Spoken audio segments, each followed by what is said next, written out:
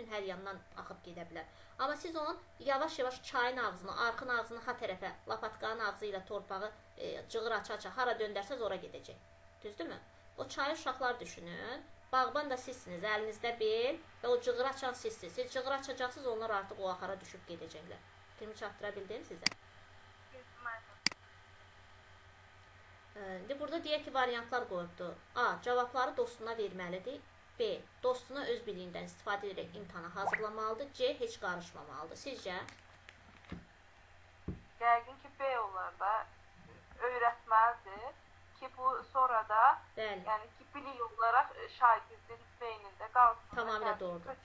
İndi orada deyək ki, bir deyəcək ki, dostudur da, cavabları dostuna verməli idi. Axı o imtahandan keçib cavabları da bilir. O birisi deyəcək, məncə heç qarışmasa yaxşıdır. Məsələn. Amma daha məntiqlə düşünən, daha tənqidi yanaşan, düzgün götür-qoy edib bir nəticənin üzərində qalan deyəcək. Amma yenə də tutalım, deyirsən ki, yaxşı, nə üçün sən bu variantı seçdin? Nə üçün? Deyək ki, bunu seçiblər. Cavabları dostuna, nə üçün dostuna verməli? Sizcə bunun sonunda nə ola bilər? Cavabları dostuna hazır verirsə. Onlar artıq biri deyəcək, hə, başqalarının haqqına girmək oldu, biri başqa bir şey. Artıq nə edirlər? Təhlil edə-edə özləri prosesi dəyərləndirir. Dəyərləndirmək də nədir? Tənqidi yanaşmadır. Tənqidi yanaşma da demək, tənqidi təfəkkürün artıq formalaşması deməkdir, inkişaf etməsi deməkdir. Eləcə də digər nümunələrdə. Sabah Hüseyin ona lazım olanda daha olur. Bəli. Çünki biz nəyə deyirik? Biz şagirdləri ölkə, vətən üçün hazırlayırıq da. Biz onları həyata hazırlayırıq, düzdürmü? Yəni, real həyata hazırlayırıq. Sonra, fakt yoxsa fikir. Yenə burada da fakt yoxsa fikir dedikdə, bunu da кейslərlə, nümunələrlə vermək olar. Hər hansısa bir fikri deyirsən, bunun fakt yoxsa fikir olduğunu artıq onlar özləri təhlil edib nəticə çıxarmalıdır. Məsələn, tutarım deyirəm ki, mən düşünürəm ki, Xocalı faciəsi öncədən əhali silahlandırılsaydı, baş verməzdi. O qədər qırğın olmazdı. Mən düşünürəm ki. Və ardınca da deyirəm ki, 1992-ci il fevralın 25-nə 26-sına keçən gecə bu faciə baş verdi. Və minlərlə insan həyatını itirdi, əsir düşdü. İndi bax, bu mətnin içərisində, 4 cümləlik bu mətnin içərisində hansı faktı, hansı fikir? Məsələn, siz birinci dediyiniz fərziyyədir. Çünki o sizin bəli, bu mənim fikrimdir. Və yaxud da başqasının fikrində mən deyə bilərəm. Amma fakt deyil, axı, tarixi. Bəli, tarix yoxdur ortada. Amma digər olan 92-ci il fevralın 26-sı artıq bu faktdır. Uşaq da bunu götür-qoy edə, təhlil edə bilir. Düzdürmü? Bax, bu da nə edir? Onlarda tənqidi təfəkkürü formalaşdırır. Yenə də tənqidi təfəkkürə qədər gələn yol hardan keçdi? Təhlillərdən. Təhlil də hardadır? Məntiqi təfəkkürdə. İndi idrak taksonomiyasında görəcəksiniz ki, sizin üçün daha rahat olacaq. Qaydalara gəldikdə. Qaydalara əməl etmək məsələsində də yenə biz sinif qaydaları və s. də keçəcəyik. İrəli dərslərdə sinifin idarə olunması mövzularında. Yəni, orada da qaydalar, misal üçün, şagirdləri yenə də tənqidi təfəkkürə doğru formalaşdırır. Fərqi yoxdur hansı qaydalar. Siz də bunu dərsin, mövzunun içərisində də müəyyən bir yanaşmalar edə bilərsiniz. Misal üçün, burada belə bir nümunə verir deyək ki, müəyyən bir qaydalar qoyubdur. Və bu qaydanı seçərdim çünki davamlı uşaq dolduracaq. Deyək ki, onlara kartlar, vərəqlər paylamısınız, onlar dolduracaq. Baxacaqsınız, orada fərqli fikirlər var. Biri birincini, biri ikincini, biri üçüncünü seçdi. Və yaxud da müəyyən bir hissəsi, müəyyən bir qaydaları seçdi. Bu nədir? Bu onların yanaşmasıdır. Və o yanaşmaları, yaxşı, sən deyirsən birinci qaydanı, mən nə üçün birinci qaydanı seçdim? Artıq biz o uşağı bəlkə də səthi tez cavab verib orada, çox dərindən düşünmədən tez cavab veribdir. Artıq biz onu vadar edirik, qayıtsın sualın üzərinə bir daha düşünsün. O zaman öz-özünü dəyərləndirəcək, göz yanaşmasını və doğru seçimin üzərində dayanacaqdır. Ki, hə, yox müəllimə, bayaqlarıma elə tələsik, bu yerini mən heç düşünməmişəm. Hətta digər yoldaş deyəndə o birisi ona fikir bildirə bilər. Deyəcəksiniz ki, uşaqlar, siz nə düşünürsünüz? Məsəl üçün, Əli bu qaydanı seçibdir. Sizcə o qayda onun üçün daha uğurlu ola bilər, yoxsa ikinci, yoxsa üçüncü? Artıq görəcəksiniz, maraqlı fikirlər gəldi. Və onlar artıq orada o müzakirəni apardıqca uşaqlarda tənqidi yanaşma formalaşacaq. O yerdəki, bir daha deyirəm, götür-qoy var. O yerdəki seçim var. O yoxsa bu deyə bir şey varsa, daha yaxşısı, ənlər var, dahalar varsa, demək tənqidi təfəkkürdür. Çünki mən tənqidi yanaşmasam, mən bilmirəm daha yaxşısı hansıdır. Nə gəldi götürəcəm. Amma mən tənqidi yanaşıram, dəyərləndirəm. Bu mu yaxşıdır, bu mu? Doğru olan seçirəm. Aydındırmı? belə deyək də, tutalım ki, çöldə yağış yağır. Məndə deyək ki, basanoşka var, bir də qapalı ayaqqabı var. İndi mən gözümü yumub basanoşkanı giysəm, yağışda suda qərq olacaq. Ayaqlarım su içərisində olacaq. Amma mən tənqidi yanaşıram bu prosesə. Neyinirəm? Götür qoy edirəm. Bu dəqiqə havada çöldə yağmur var, yağış yağır. Mən bu ayaqqabını mı geyinim, yoxsa bunu mu? Görürsünüz, götür qoy var. Düşündüm və qərar verdim ki, yağışsa mən deyək ki, sandalya geyə bilmərəm, çünki ayaqlarım su olacaq. Və bunun nəticəsi nə üçün geyə bilməzsən? Nə üçün su olacaq? Yaxşı, su oldu. Olsun da, deyəcək, yox, axı mən xəstələnə bilərəm. Düzdür? Nədir? Artıq təhlillərdən nəticə çıxardır. Tənqidi yanaşır. Vəziyyəti düzgün dəyərləndirir. Seçim etmək. Həyatda lazım olan bacarıqlardan biri də insanın ehtiyacları ilə istəkləri arasında balansı qoruya bilməkdir. Məsələn, Çinlilər bunu çox gözəl şəkildə qoruyurlar. Yəni, nə isə deyək ki, almaq istədikdə 10 dəfə özləri üzərində sual verir. Ümumiyyətlə, məktəb, bağçadan onlar bu şəkildə formalaşır, hətta ailədən. Bilmirəm, Çin ailələrində olan tərbiyə metodlarını izləmişsiniz yoxsa yox. Davamlı olaraq internet üzərindən, Instagramda da paylaşır. Misal üçün, mən çox bəyənirəm onların yanaşmalarını, tərbiyə məsələlərini, həmçinin demək, onların o inkişaf etdirici birbaşa həyata hazırlıqlarını görürsünüz. Onlar 5 yaşların qrupunda görürsünüz nə işlərlə məşğuldurlar. Balaca evlər tikirlər. Sementi betonu qarışdırıb, doğruçu real sement betonu. Kiçik yüngül kərpiçlərdən binalar tikirlər. Yemək bişirirlər, real undan xəmir yoğururlar. Bəli. Və yaxud da otaq yığışdırırlar. Və ya nə bilim heyvanlar. Yəni real. Baxırsan, bax balaca uşaqdır gəlib orada o saç kimi bir şeylərin üzərində yumurtanı çırpır ora, özü çevirir. Bir baxır adam, misal üçün, mən baxıram, həqiqətən zövq alıram, gəlir, necə gözəl tərbiyəsi var. Qalxır, özü yerini yığır, paltarı geyir, özü gedir, yuyunur, qurulanır, çıxır, gəlir. Yəni, bəzi hallarda valideyni müraciət etmək lazım olduğu hallar dedilər. Hətta 3 yaşında uşaqlar belə çox disiplinlidir orada. Yəni, seçim etmək dedikdə də, bax, onlarda bu seçim etmə məsələsi çox güclüdür. Məsələn, Çinin özü bilirik ki, mobil telefonların mənbəyidir. Yəni, istehsal edə bilmədikləri, bacarmadıqları bir şey yoxdur. Bugün nə isə bir şey icad olsun, onlar onun 10 modelini icad edəcəklər. Bugün baxdılar, izlədilər, sabahları getdilər, fərqi yoxdur o badvallarda, amma hazırlandı, balaca komalarda, amma edəcəklər onu. Niyə? Çünki yəni bu şəkildə artıq onlar uşaqlıqdan birbaşa təcrübənin içərisinə böyürlər. Praktik yanaşma var burada.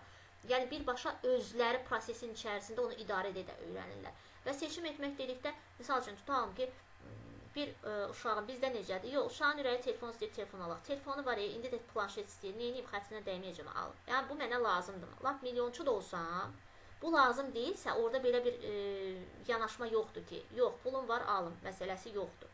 Bu mənə lazım deyilsə, milyonlarım olsa da mən onu almıram düşüncəsi var və bu çox doğru düşüncədir. Niyə? Çünki onların tənqidi təfəkkür güclü inkişaf edir. Bu deməkdir ki, onlar təfəkkürün daha yuxarı formalarındadır. Biz hələ məntiqi düşünürük. Biz hələ biraz emosional, məntiqi də demirəm, məntiqi düşünsək də bunu etməliyik. Biz daha çox emosional xalqıq və emosiyalarımıza daha çox yönəlib hərəkət edirik. Yox, birdən nəvəm istədiyini almaram, nənəsindən küsər. Nə bilim, oğlum, qızım onu istədi, bunu istədi, birdən eləmərəm, ay ürəyimdə qalar, ay tez ölüb gedərəm, nə bilim, ürəyimdə qalar filan, qoy bunu dedim. Bu, yəni, emosional yanaşmadır. Məntiqi yanaşma deyil ki, ona görə də biz demək olar ki, zaman-zaman artıq qocaldıqdan sonra bilirik ki, heç biz öz həyatımızı yaşamamışıq da, yəni heç özümüzün sağlığımıza, səhhətimizə belə zaman ayırmamışıq. Onlarda isə belə deyil. Onlarda artıq birbaşa öz evlatlarına, məktəbdə şagirdlərini, ölkə vətəndaşlarını həyata hazırlayır ki, onlar da normal şəkildə, yəni artıq 17, 16, 18 yaşına çatan tam özlərini idarə edə biləcək yaşda olurlar, pul qazana biləcək yaşda olurlar və çox ağıllı işlər görürlər, ağıllı proyektlər işləyirlər. Bax, o baxımdan da bu seçim məsələsi vacibdir. Yəni, bu mənə lazımdırmı?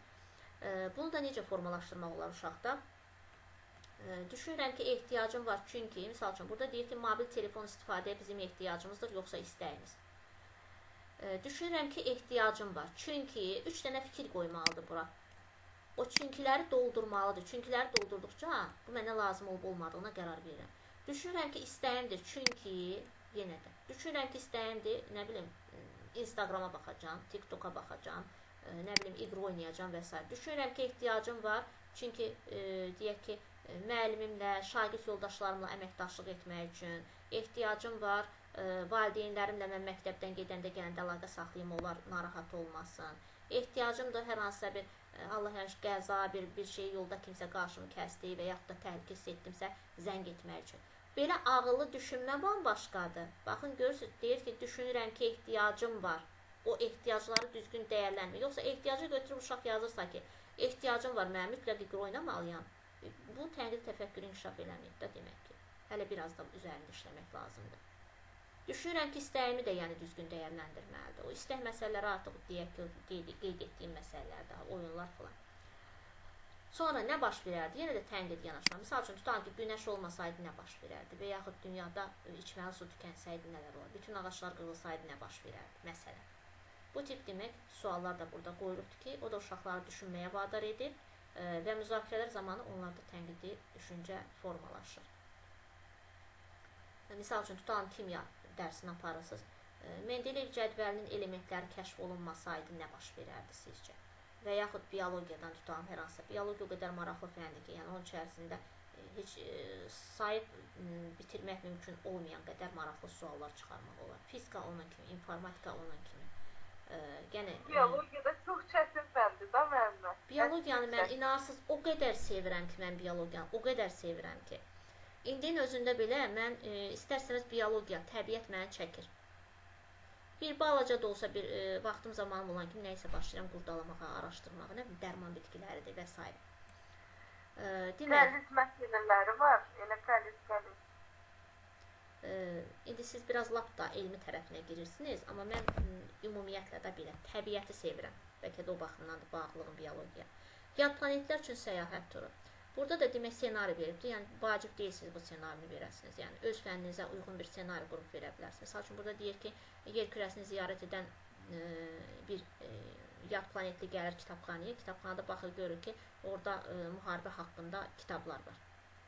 Baxır, sonra da dönür yanındakindən soruşur ki, müharibə nədir? Niyə insanlar bir-birlə müharibə elan edir? Belə görünür ki, insanlar bəzən müharibənin konflikt həll etməyin yeganə yolu kimi görür. Nə üçün? Bax, görürsünüz, nə edir? Bu sualları verməklə uşaqları düşünməyə vadar edir.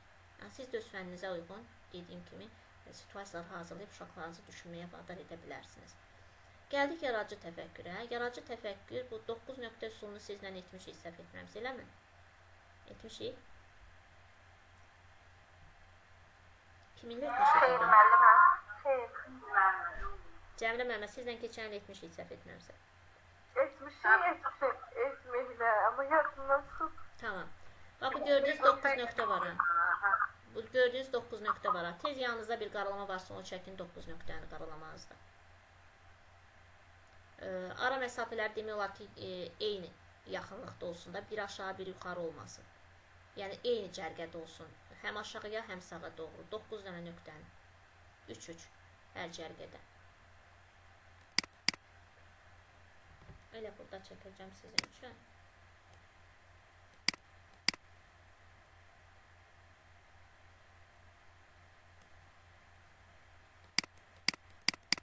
Çəkdiniz.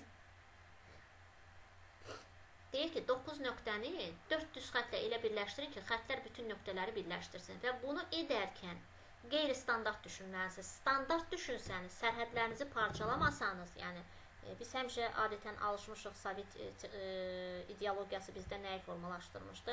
Biz sərhədlərdən kənara çıxmamağı. Yəni, o da müəyyən bir səbəbləri var da, burada siyasi məsələlər vardı, insanların elə ancaq bir çərçivədə qalması, sözlərini deyə bilməməsi, elə ancaq başları onlara qeyd olunan o çərçivə əhatəsində qalmaq məsələsi idi, sərhədlərdən çıxmamaq ki, devlətçiliyi və s. qorumaq məsələsi məqsədi ilə.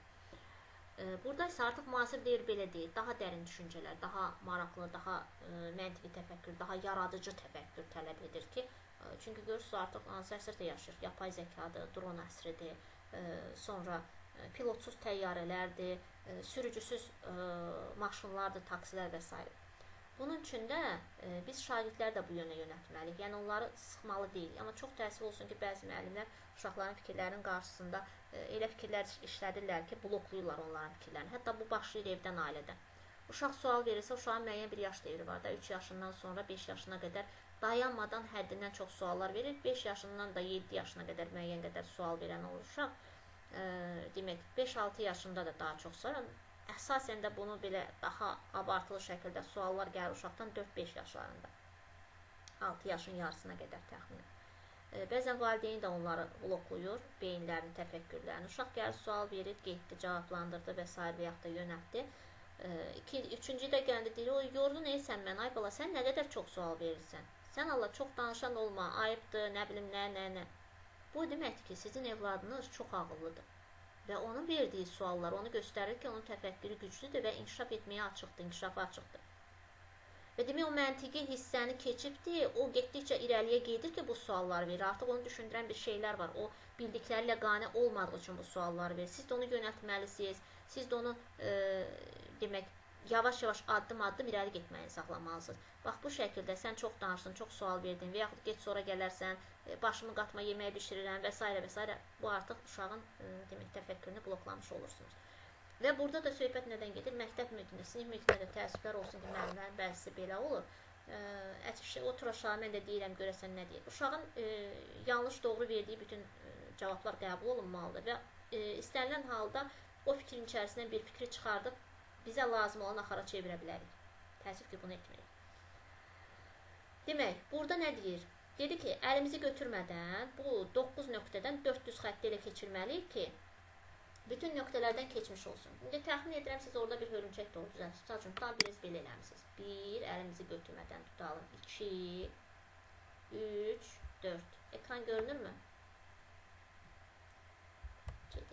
Kompüterin ışığı mən gözümü ağrıtır. Mən bir dənə kameranı bağlayayım.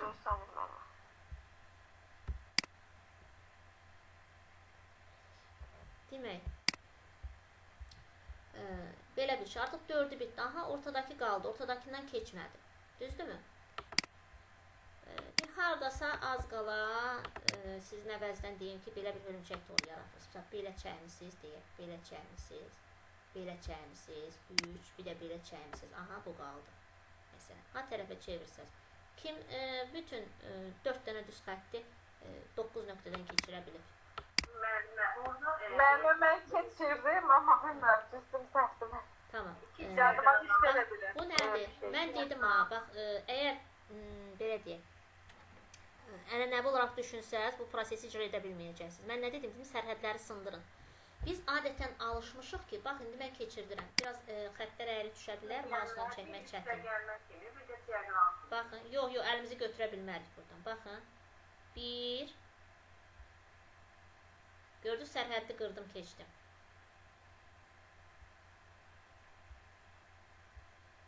2, sərhəddi keçdim. Əlimi götürmədən. 3, əlimi götürmədən.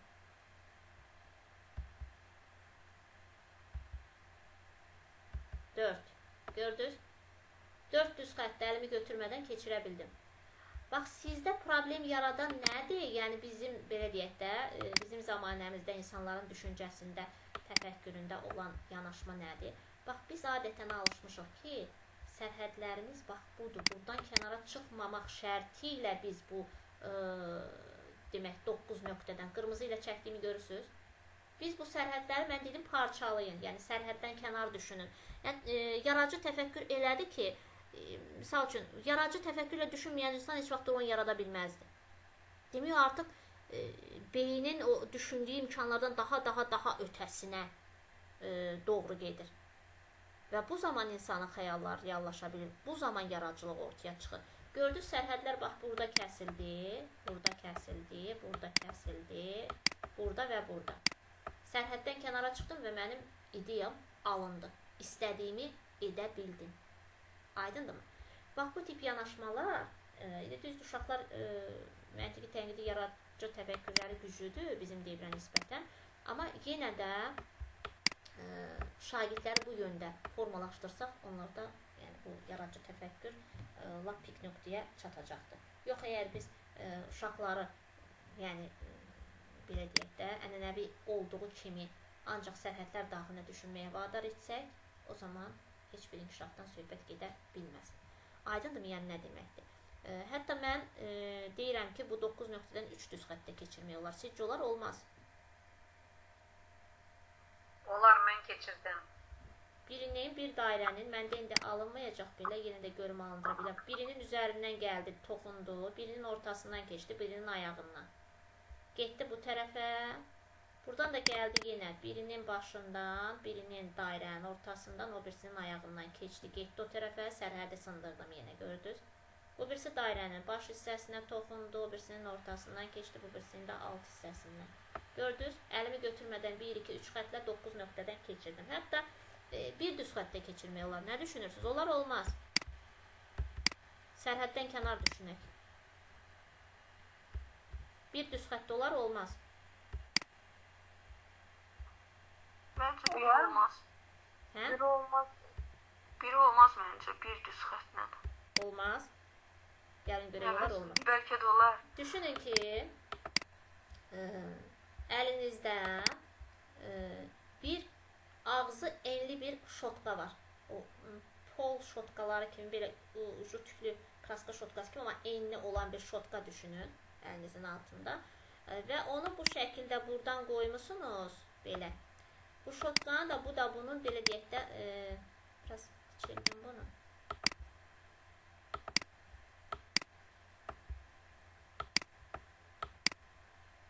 Artıq bu bir düz xətt olmur axı şotkanın. Yox, bir dəqiqədə, yox, mən hələ nə edirəm? Mən şotka çəkmirəm ki, şotka hazır olacaq. Şotka əlimdə hazırdır. Getdim, aldım, gətirdim. Ağzı enli bir şotka gətirdim.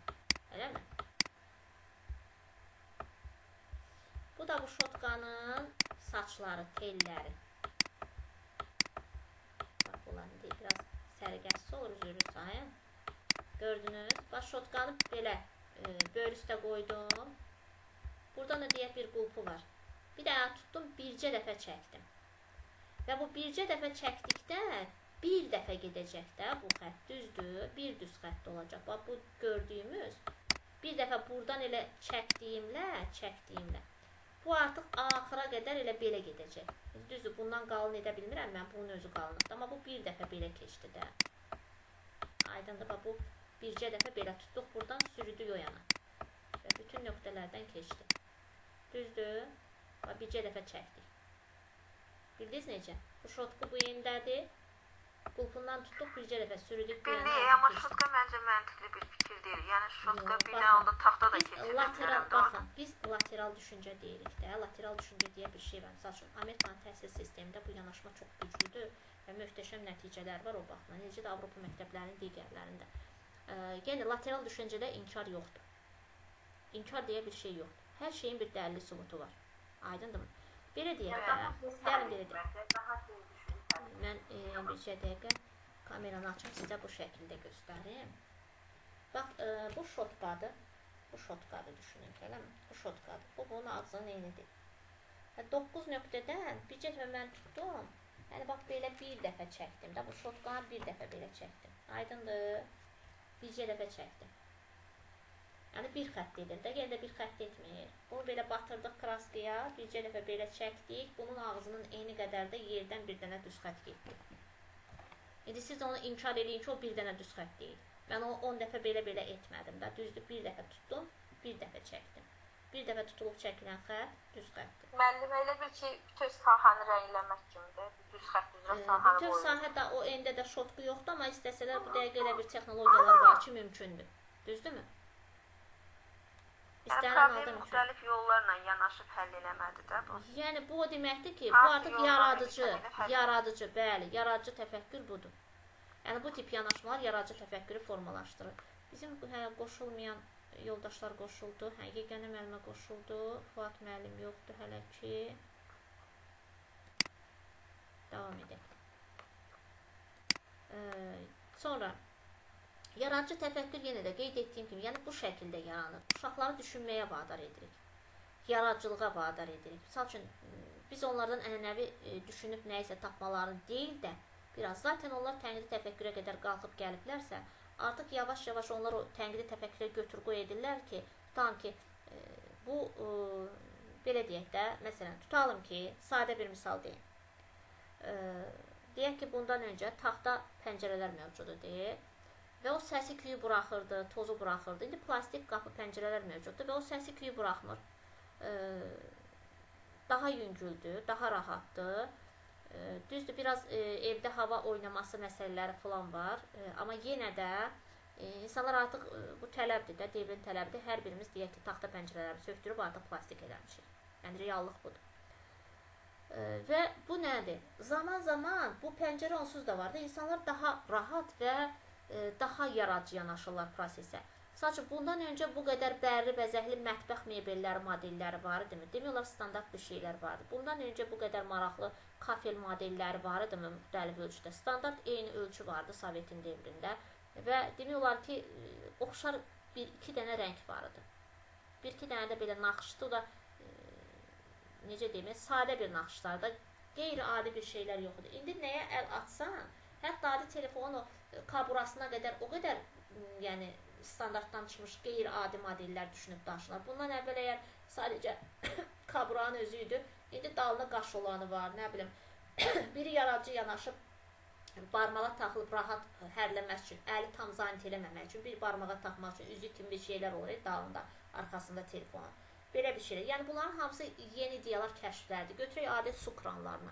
Su kranları necədir? Misal üçün, biri qaldırırsan bu şəkildə. İndi ən son texnologiya nə var? Mollarda özünüz görürsünüz. Görürsünüz də sensorla işləyən krankları. Kim istəyir imkanı çatır, evinə dalıb qoya bilər. Sensor krankları, sensor unitazlar özü su axıdan. Yəni, en sayda bunları saymaqla bitməyən, yəni bu cür yaradıcı yanaşma var. Nə edir insanlar? Götür qoy edidən yaxşısını götürür seçir. Hər dəfə biraz da təkmilləşdirir. Hər dəfə biraz da təkmilləşdirir. Necə ki, telefon modelləri zaman-zaman hər dəfə təkmilləşir. Biraz da şirkətlər yaradıcı yanaşır, biraz da məhsullarını zənginləşdirir. Coca-Cola'nı götürək. Coca-Cola deyək ki, illər öncə bir dənə, iki dənə modeli vardı. İndi gah üzərində ad yazır, yeni bir yanaşma edir. Bu şəkildə insanlar cəlb edir, satışını, qazancını çoxaldır. Nə bilim, üstünə şəkərsiz yazır, sonra limonlu, nəli, qəribə bir şeylər. Yəni, bu hər yerdə belədir. Yəni, bu yaradıcı yanaşma. Bundan öncə deyək ki, xurmanı ayrıca alıb yedi, şokolatı ayrıca alıb yersə, indi içərisini qırırsan meyvəli, xurmalı şokolatlar var, üstü şokolat. Və yaxud da içində fındıq olan köhnə vaxtlarda da vardı, amma o qədər də deyildi. İndi o qədər çeşidlər var ki, hər sahədə, yeməkdən, qidadan, makarondan, vermişildən tutmuş. Görürsünüz, bundan öncə Sovetin devrində olanlarınız da var da, mənim kimi yəqin ki. Bundan öncə bu qədər qəribə, maraqlı demək, makaron modelləri vardı. Kəpənək makaron modellərindən tutmuş, ispral var, nə bilim, çubuq, qələm, turba, nə bilim, buruq-buruq olan bir şeylər. Belə şeylər yox idi axı. Yəni, hər kəs öz sahəsinə mütləq şəkildə görürsə, yaradıcı yanaşır və yeniliklər gətirir. Əks halda, yəni, elə oradaca hər kəs batıb qalır. Yəni, iqtisadiyyat da yürüməz. Və demək, yaradıcı təfəkkür nədir? Artıq bu haqda düşünürəm, sizdə bir fikir formalaşdı. Yəni, aydın oldu mu yaradıcı təfəkkür, yaradıcı yanaşma nədir? Və bütün proseslər də, mühəndislər də, həkimlər də, hər şeydə, elə həkimlərin özü. Bundan öncə əlləri ilə kəsib tikirdilər yaraları və s. Bir ödündən apres olunanı götürürdülər. Həkimin yazıq xəstə gedəndə əlinin ölçüsünə baxırdı. Deyirdi, vay, həkimin əli bu boydadır, mənim o yaram, o tikişim necə sağalacaq, nə vaxt sağalacaq. Həkimin əlini incə görəndə yazıq xəstə sevinirdi. O, həkimin əlləri incə, tikiş balaca olur. Çünki həkim əlini yarırdı, ona əli girəcək qədər sağlardı, oradan nəyisə kəsib çıxarırdı. İndi belə şeylər yox.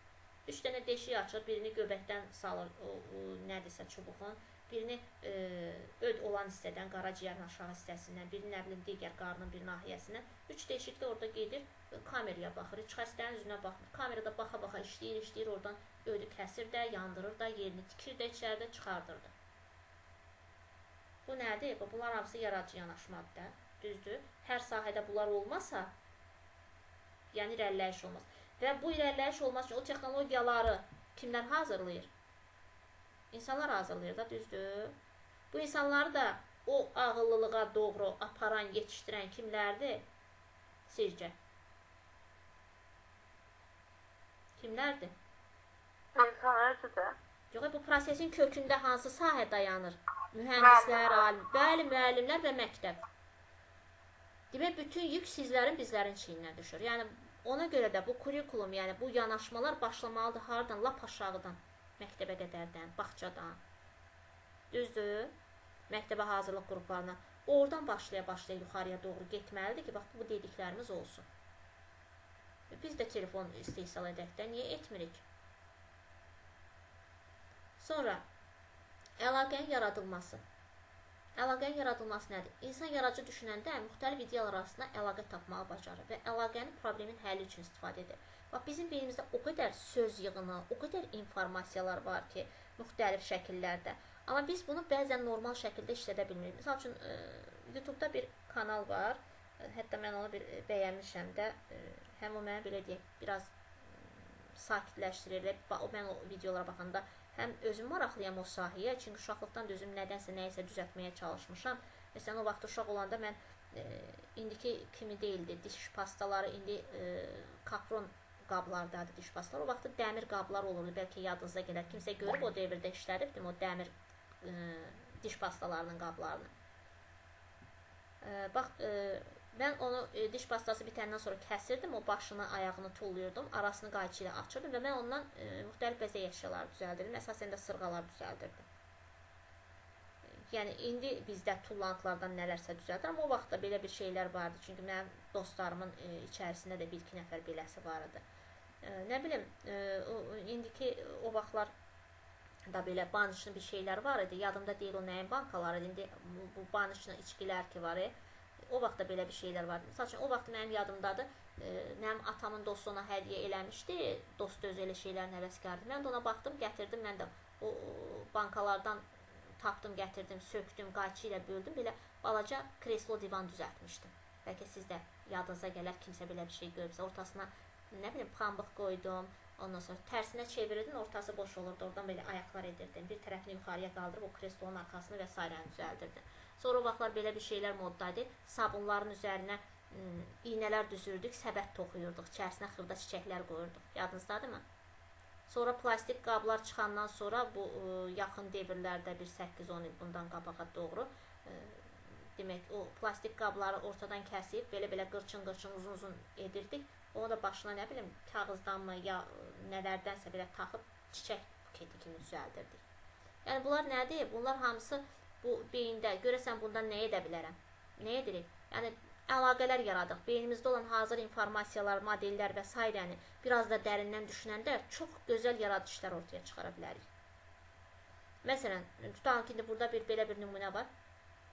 Təkərli çamadan necə yaranmışdı? Təyyarəçi Robert Plat hamının bildiyi, mövcud olan təkər və çamadan arasında əlaqə yaratmış və iki elementi birləşdirərək təkərli çamadan ortaya çıxdı. Sonra da nə baş verdi? Sonra da o təkərli çamadanlar yavaş-yavaş məktəbli çantalarına, sonra bazar çantalarına da inteqrasiya olundu. Bu da nə etdi? İnsanların işini asanlaşdırdı, yəni ağır yük məsələlərində həll etmiş oldu.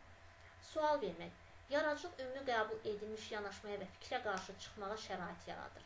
Yəni, ümumiyyətlə, nə qədər çox sual versək, bayaq dedim, biz bəzən uşağı get, yəni sən nə çox danışdın, nə çox sual verdin deyə kənarlaşır, o zaman onu bloklamış oluruq. Yəni, təfəkkür inkişafa doğru getmək istəyir o yazı uşağın, biz onu blokluyuruq, sıxırıq, çərçivədə saxlayırıq, qoymuruq inkişaf etsin. Amma biz ona suallar verdikcə, onun bizə yönəltdiyi sualların tam cavabını vermirdən, ona da suallarla yönəldə o məqama çıxardırıqsa onu düşünməyə vadar edir. Məsələn, burada da deyirəm ki, siz ümumiyyətlə də bunu edirsiniz. Mən bu məsələni başqa cür necə həll edə bilərəm? Mən nə üçün bu məsələni başqaları kimi həll etməliyəm? Problemin başqa hansı həll yolu ola bilər? Zaman-zaman evdə, ailədə də olur da belə bir hallar.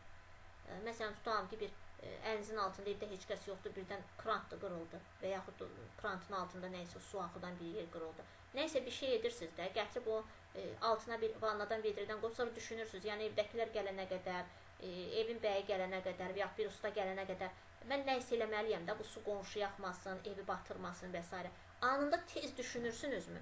Belə bir hallarla qarşılaşmışsınızmı zaman-zaman? Və yaxud da deyək ki, ət çəkən maşındır, əlimizdə sındı. O zaman nə düşünürsünüz? Axşama yemək bişirməlisiniz və ət yarımçıq qaldı, çəkəcəydiniz. Müxtəlif fikirlər düşünəcəksiniz. Mən bu əti nə ilə döyə bilərəm? Necə bunu yumşalda bilərəm? Fərqli fikirlər gələcək. Qonşudan bir anlıq borc alım maşını, yoxsa taxta gətirim, kötük gətirim, balta ilə mi döyüm? Bəlkə əti bıçaqla mı xırdalayım? Bəlkə onu, nə bilim, möhkəm stəkan və yaxud da qazan, qab, nə bilim, tava varsa, bəlkə duz səpim, onunla döyüm, duz biraz əti öldürəcək və o da ağır bir şeydir. Və yaxud da yox, evdə heç bir alət, avadanlıq yoxdursa, qonşuya da getməyi sevmirəmsə, o zaman nə edirəm? Çünki mənim özümdə belə bir hal olmuşdu. Mən qonşuya heç nə üçün heç vaxt getmərəm həyatı boyu. demək, çünki biz yəni ev dairədə də belə görmüşük ki, nəyiniz var onunla qənaətlənmişik, heç vaxt heç kəsin qapısını döyməmişik. Və mən neynədim? Ət çəkən maşın ət çəkməyə başlayan anda sındı. İndikilər korpusu falan kapron olduğuna görə. Mən də yemək əlində yarımçıq qalıb fikirləşdim, neyniyim? Gətirdim 2-3 qat salafanı saldım. Çünki bizdə o ət döyən də yoxdur. Və adi göy doğradığımız taxtanın üzərində əti demək nazik kəsdim. Düzdüm ora, acı üzərinə duz səpdim, 3-4 dəfə salafana, pingvin salafanları saldım və adi mismarı vurduğumuz çəkiclə.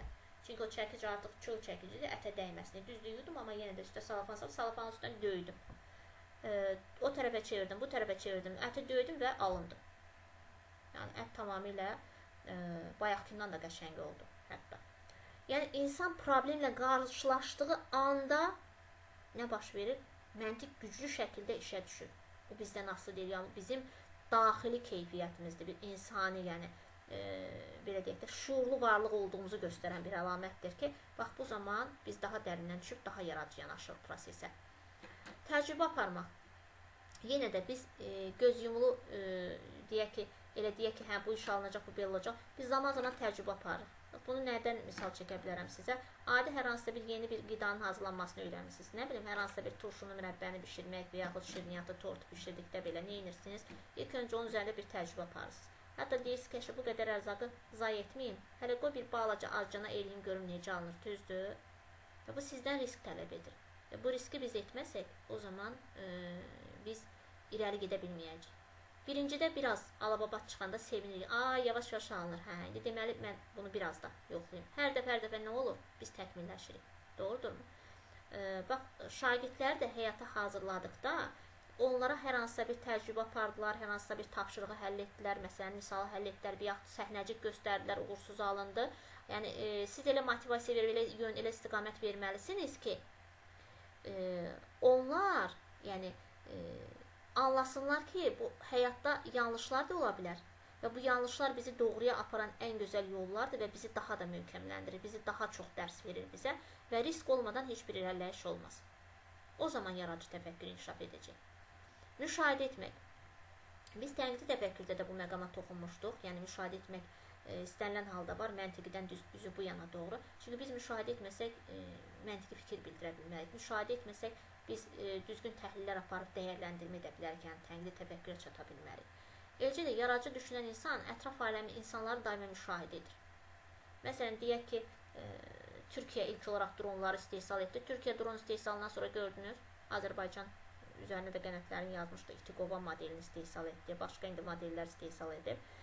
Rusiya sonra istehsala başladı. Sonra Fransa ilə Amerika gəldilər bir araya, silah mərkəzlər, nəsə müqavilələr falan, mən onları izlədim o aralarda. Və onlar da artıq o təhlükəni hiss etdilər. Təhlükəni hiss etdilər ki, filan ölkələrdə var, bizdə də olmalıdır. Və onlar da müəyyən bir özlərinə xas bir modellər yaratdılar. Eləcə də, yəni, müşahidə etmək nədir? Həmçinin daha yeni, belə deyək də, bizi üfüqlər aparır. Sonra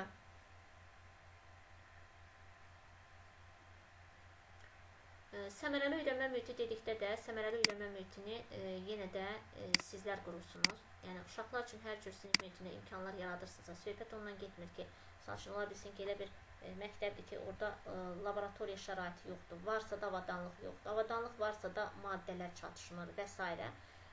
Səmərəli öyrənmə mühiti elə təbiətin özüdür. Məktəbin həyətində də siz onu edə bilərsiniz. Sinif mühitinə də nələrsə edə bilərsiniz. Evdən də nələrsə gətirib bir arada, yəni hər hansısa bir prosesi həyata keçirə bilərik. Nəyisə yarada bilərik. Keçən dəfə mən dediyim kimi, misal üçün, kimisə evində ya fizikadıma, nə bilim, informatika, sistem layihələrdim ya nədirsə, müəyyən bir şeyləri edə bilər də. Evdə bir qırıq fendimi, ütüdümü, oyuncaqdımı, putdumu, nələrsə gətirib bir araya yığıb müəyyən bir detallarından istifadə edib nəyisə edə bilərik.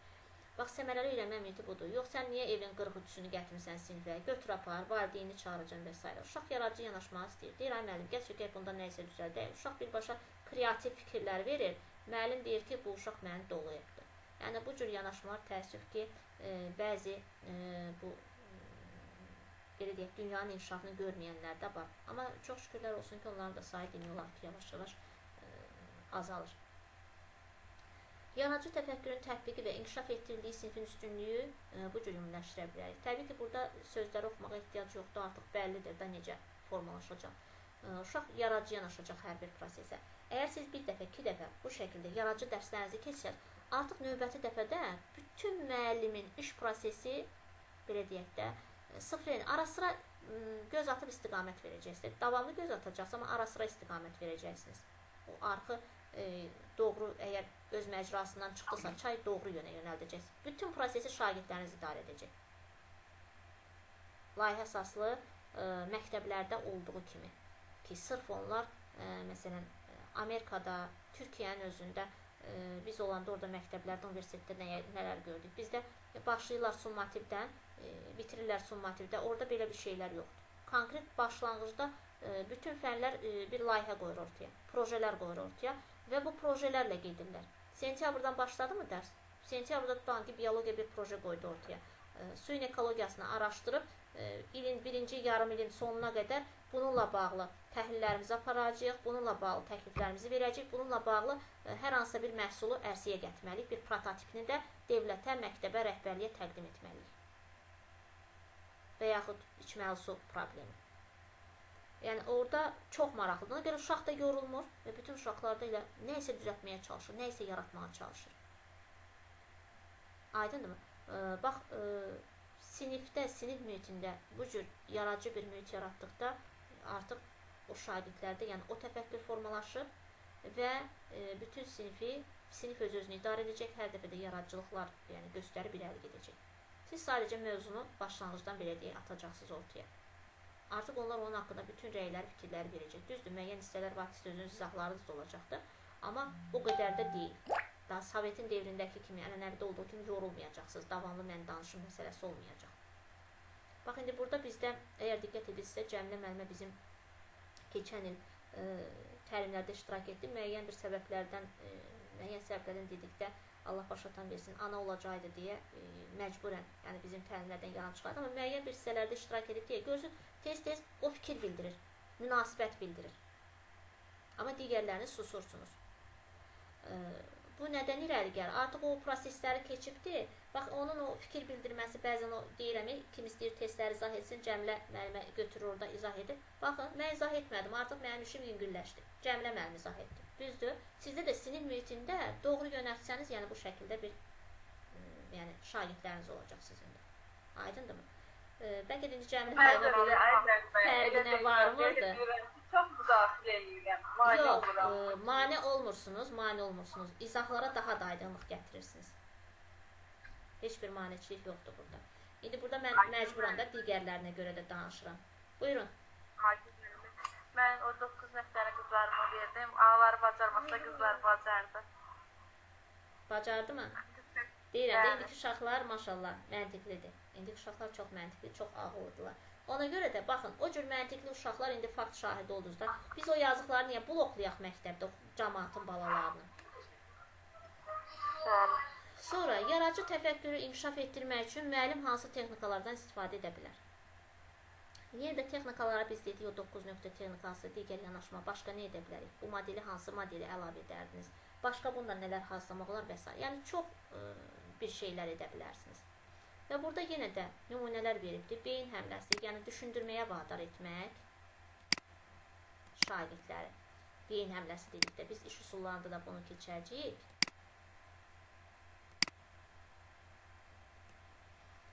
Sonra 4M1KH üsulu, bunu dedik. Analogiyanın tapılması, demək, analoji düşüncədə biz bu haqda danışmışdıq sizinlə.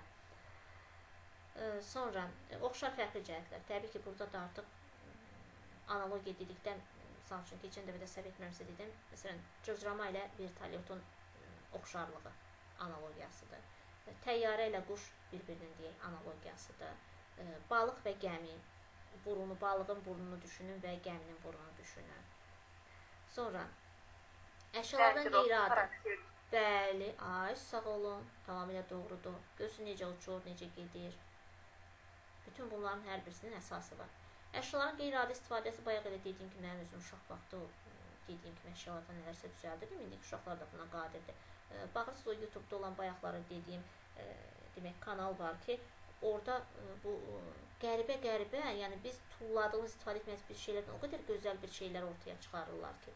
Adi kraska vedrələri ki var 25 litrik. Onlardan bir gözəl kreslolar, stullar düzəldirlər. Üzərini bir qəribə maraqlı bəzəyirlər. Nə bilim, adi iri patrışkaların təkərinin kənarlarını, yeyilmiş kənarlarını kəsib gül qabı edirlər. Məsələn, bu mənim Kurasiyamda 11 nömrəli internat məktəbi var idi. Bu Nardaran tərəfdə. Orada onun həyətində bax o cür yanaşmalar vardı. Yəni təkərlərdən çox maraqlı bir şeylər düzəltmişdilər. Gül qabları düzəltmişdilər. Sonra maraqlı digər bir əşyalardan quş yuvaları düzəldib ağaclardan asmışdılar. Problem həll etməyə gəldikdə, problemi həll etmək üçün mütləq problem həll etmənin özü yaradıcı yanaşma tələb edir. Amma ilk öncə problemin hardan qaynaqlandığı məsələsini bilmək lazım. Və biz problemin həllinə çalışırıqsa, misal üçün, layihə dərslərdə nə edirik? Plan qururuqmu? Qururuq, düzdür. Hər bir layihə dərsdə bir problem qoyulur ortaya və bu problemin həllinə doğru gedilir. Necə ki, misal üçün, dedik ki, tıxac məsələsi misal üçün və yaxud da suyun ekologiyasını araşdıraq və bunun üçün bir tədbir görək. Nə bilim, torpağın ekologiyası ilə bağlı və s. və s. Və bu problemi gözü yumulu, indi mən suyun ekologiyası məsələsi var, getdim su kənarına, suyun içini, çayın içini, şirin su evzələrini, cəmaatı yığdıq, döktük, ora təmizlədik, getdi, deyil. Bu problem kökündən həll olunmalıdır. Hardan qaynaqlanır, yəni o səbəblər bəlli olmalıdır. Ona görə də ilk öncə, yəni problem həll etmə addımlarla gedir. Baxın, burada da deyir. Şagirdlərdə problem həll etmə bacarıqları formalaşdırmaq üçün onlara problem həll etmə üsulları, metodları, alətləri təqdim etmək ola bilər. Belə metodlardan biri aşağıdakı mərhələlərdən ibarət. Yəni bunu birinci mən gen planı həyata keçirim, göz yumulur. Yenə də deyirəm, təmizlədim, yenə batacaq o. Yenə problem həll olunmadı. Problemi müəyyənləşdiririk. Problemin kökü hardan qaynaqlandı? İnsanlar o deyək ki, kapron qabları və s. suya atdılar, küçüyə atdılar, salafan torbaları. Bunun üçün devlət ha düşündü, indi nə var? İndi bir siqaretin kötüyünü belə yerə atan neyinirlər? Cəriməliyirlər. Düzdür? Çünki problemi artıq, problemin qaynaq nöqtəsi tam təhlil olundu və tapıldı. İnsan özüdür. Və doğru da cəriməliyirlər və düz də edirlər. Demək, biz nə etməliyik? Problemi həll etməyin birinci yolu nədir? Problemi müəyyənləşdirmək. Görs, burada da suallar qoyur. Bu problemlə bağlı hansı vacib məlumatları anlamaq lazımdır? Daha əvvəl və ya oxşar problemi həll edən varmı? Və s. Sonra burada da yenə misallar qoyubdur. Şagirdlərin həll etməli olduqları problem məktəbin yeməkxanasında həddindən artıq tullantının olmasıdır. Tapşırığın ilk addımında şagirdlər problemi hər tərəfli təhlil edirlər. Onlar yeməkxanada müşahidələr aparır və müsahibələr keçirirlər. Məsələn, bu ola bilsin ki, böyük yaşlı uşaqlar tutan ki, orada bir dönərdim, piraşkidim, alıb hamısını yeyir. Kiçik uşaqların mədəsi o qədər tutumda deyil və ölçülər eyni olduğuna görə deyək ki, problemi araşdırır uşaqlar. Deyir ki, biri deyəcək ki, ölçülər eyni olduğuna görə, amma uşaqların mədə tutumu fərqli olduğuna görə, yəni qida qəbulu fərqli olduğuna görə orada yemək qalıqları çox artıq qalır. Bir digəri təklif edəcək, yaxşı, bu problemi həll etmək üçün hansı yollar? Biri deyəcək ki, gəlin bufetə təklif edək ki, qida qalıqlarını, yəni çox qalmasın deyə, yəni israf olmasın deyə müəyyən yaş qruplarına uyğun ölçülərdə etsinlər bunu. Düzdürmü? Və yaxud da qalan qida qalıqlarından tutalım ki, çöldə yaşayan heyvanlar üçün yem hazırlayaq. Amma bunun üçün də nə lazımdır? O yemi hazırlayan dəzgahların, nə bilim, nələrin bir prototipini hazırlamaq lazımdır. Bir ət çəkən maşın kimi təxminən bir şey düşünün ki, qida qalıqları xüsusi şəraitdə qurudulur və bunun xüsusi şəraitdə qurudulub heyvanları zəhərləməməsi üçün, kiflənməməsi üçün və s. Bizə hansı müəllimlər lazım olacaq bunun tərkibi ilə bağlı, hazırlanmasıyla bağlı? Texnologiya müəllimi lazım olacaqmı? Olacaq. Kimya müəllimi lazım olacaqmı? Onun içərisinə müəyyən bir qatqılar qatmaq ki, davamlılığı və eyni zamanda zəhərlənmə və s. qarşısını almaq üçün. Bioloji baxımdan, yəni bu heyvanlar bunu yeyə biləcək ki, yeyə bilməyəcək, hansı qidaları ora qatmaq olar, olmaz məsələsini deyəcəkmi? Bunu o ət çəkən maşın kimi bir model ixtirasını düzəltmək üçün informatika müəllimi proqramlaşdıracaq bunu, düyməsini, knopkasını, pultunu. Fizika müəllimi də bunun qurğularını düzəldib işə salmaq üçün bizə lazım olacaqmı? Aha, nə alındı? Bir layihə. Düzdür? Həm layihə dərs həyata keçirildi, həm fizika öz fənnini mənimsətdi, kimya özünün, biologiya. Bax, bir dənə kiçik bir problem qoyuldu ortaya, Türkiyədə bu cürdür. Və bura bir neçə fənn müəllimi cəlb olunmaqla, bir neçə, hətta bir çox, demək olar ki, hamısı bura cəlb olunmaqla artıq bu problemin həllinə doğru yön alır. Hər kəs bütöv sinif şəklində problemin həllinə doğru gedirlər. Bəzən projeləri ümumi məktəb götürür, bəzən paralel siniflər, misal üçün 5-cilərin həll etdiyi bir layihə, 6-cıların həll etdiyi bir layihə. Ona görə məktəb də maraqlıdır uşaq üçün. Yəni uşaq məktəbdən kənarda qalmaq məsələsi də yoxdur ki, ayana zəng vur müəllimə denən ki, uşağımın başı ağrıyır, mən bugün getməyim. Belə bir şeylər yoxdur orada. Həlli yolunu planlamaq az öncə dediyimiz kimi. Yəni artıq orada təbii ki, mən dediyim kimi təkliflər olacaqdır. Planı həyata keçirmək üçün də plan qurulacaq. Bura kimlər cəlb olmalıdır? Misal üçün az öncə dediyim kimi həll edirsə bu problemi fizika müəllimi, kimya müəllimi, biologiya, nə bilim informatika, proqramlaşdırma üçün onu demək düymələrlə və s. idarə etməsini təmin etmək üçün. Yenə artıq bu plan məsələsi də ortaya gəlir. Sonra da axırda nə baş verir? Yəni planı həyata keçirmək və planı həyata keçirdikdən sonra təbii ki, biz orada ilk mərhələdə elə birinci andaca uğur qazanmayacaq. Nə edirik? Təhlil edirik. Görək uğurlu alındı mı, alınmadı mı? Nə edirik? Prosesi dəyərləndiririk. Və sonra nə edirik? Sonra da demək bu problem düzgün həll olub yoxsa qiymətləndirmə aparırıq. Baxın, yəni siz də bu şəkildə real həyat problemlərini ortaya qoyub dərslərini keçə bilərsiniz, dərslərinizi. Və heç kəs sizə məktəb rəhbərliyi və s. hətta sizə afərin deyəcək. Heç kəs gəlib sizə deməyəcək ki, ay müəllim, sən neyinirsən, sən dərsini qoyub nə işlə məşğulsan, heyvanlara yem paketimi düzəldirsən sən burada. Çünki onu deyə bilməz. Onların hamısı sizin mövzuların içərisində var. Bax, kimyaçılar, qida məhsulları, onların tərkibində kimya maddələr və s. məsələləri varmı dərsinizdə var? Bununla bağlı standartınız varmı? Var. Standartları qoyun qabağınıza, onun içərisindən çıxardın və reallaşdırın. Fizika müəllimləri, qurğuların, texnologiyanın hazırlanması sizdə var. Sonra informatika müəllimləri, kodlama var, proqramlaşdırma var. Texnologiya müəllimləri, yenə də qidaların hazırlanması, yeməklərin bişirilməsi, onların saxlanma qaydaları və s. var. Sonra başqa nə edək? Bioloqların özlərində heyvanların, insanların qidalanması məsələsi var. Burada həm insanın qidalanması gəldi, girdi ortaya. Eyni zamanda bu fast food məsələləri girdi ortaya. Sağlamlığa ziyanı, faydası girdi. Onların tərkibi məsələsi girdi araya. Yəni hamısını bir-biri ilə zəncirvari şəkildə əlaqələndirib bütün fənninizin, birinci yarımildə keçən fənninizi bunun üzərində qura bilərsiniz. Misal üçün. Və çox da uğurlu alınır. Hətta orada nə edirlər? Şəhərlər arasında, məktəblər arasında görüntülü danışırlar, projeləri paralel şəkildə edirlər. Bu məktəb o məktəblə görüşə gedir, o bununla görüşə gəlir. Axşam saatlarında, digər vaxtlarda görüşlər olur. Yəni günləri boş keçmir. Konkret nə isə iş görürlər. Yoxsa zəng vurur bizimkilər. Ay valideyn, sən bir uşağın sumkasını yığanda baxmırsan, kitabı yoxdur bunun. Biologiya dərsi var bugün. Biologiya kitabı sumkasında yox, dəftər yox. Onlar bunu axtarmır. Onların sumkasını açırsan, onların sumkasından iplər, qayçı, nə bilim, qəribə bir şeylər. Alətlər, avadanlıqlar, bir nəyinsə prototipini hazırlamaq üçün kardon, kley, belə bir şeylər çıxır. Çünki onlar birbaşa həyatın, təcrübənin içərisində öyrənir. Yəni quru kitab oxumaqla məşğul deyirlər. Çalışın siz də, heç olma, inşallah, növbəti mərhələlərdə, yəni mən çox istəyərdim ki, bizim ölkədə də bu proses başlasın. Bizdə o deyirik bir Mirzə Ələkbər Sabirin şeiridir deyəsən, göydə uçur deyir xaricilər nə ilə, biz hələ uğraşırıq, nə bilim nə ilə. Belə bir fikir vardır. Göydə bilmirəm nələrlə gəzir, biz hələ uğraşırıq. Yadımdan çıxır, nəsə belə bir fikir var. Təxmini bildiniz nəyə deyirəm. Və yaxud da digər ölkələrdə fili düzəldib bitirəndə. Əcnəblər göydə balonlarla gəzir, biz isə avtomobil bilməyirik. Ay, sağ olun. Bəli, bəli. Və biz o zaman bunu dərk edəcəyik ki, artıq iş işdən keçib.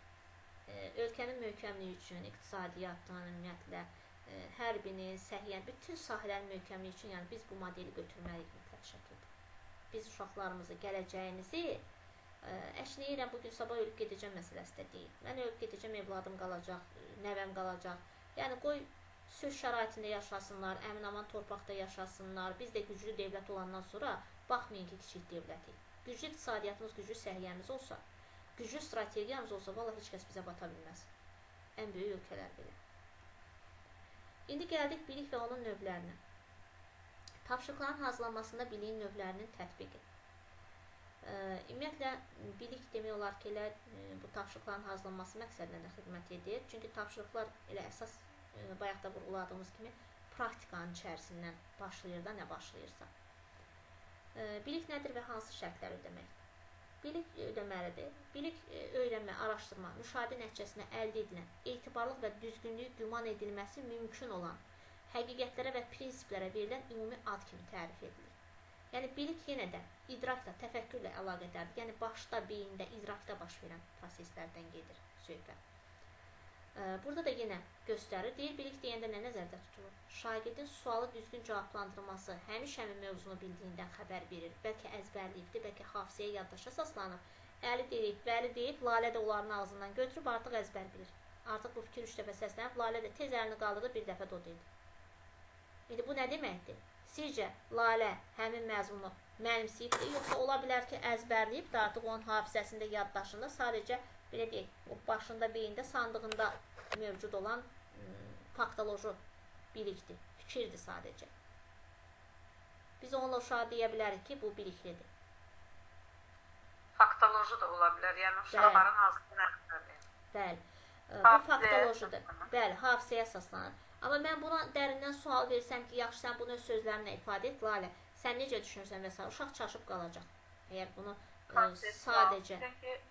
Bəli. Çünki o tərəfə keçə bilməyəcək. Əzbərləyibdir, mahiyyətini anlamır. Yəni, onun üçün çatmır o fikir. Əzbərləyib sadəcə deyir.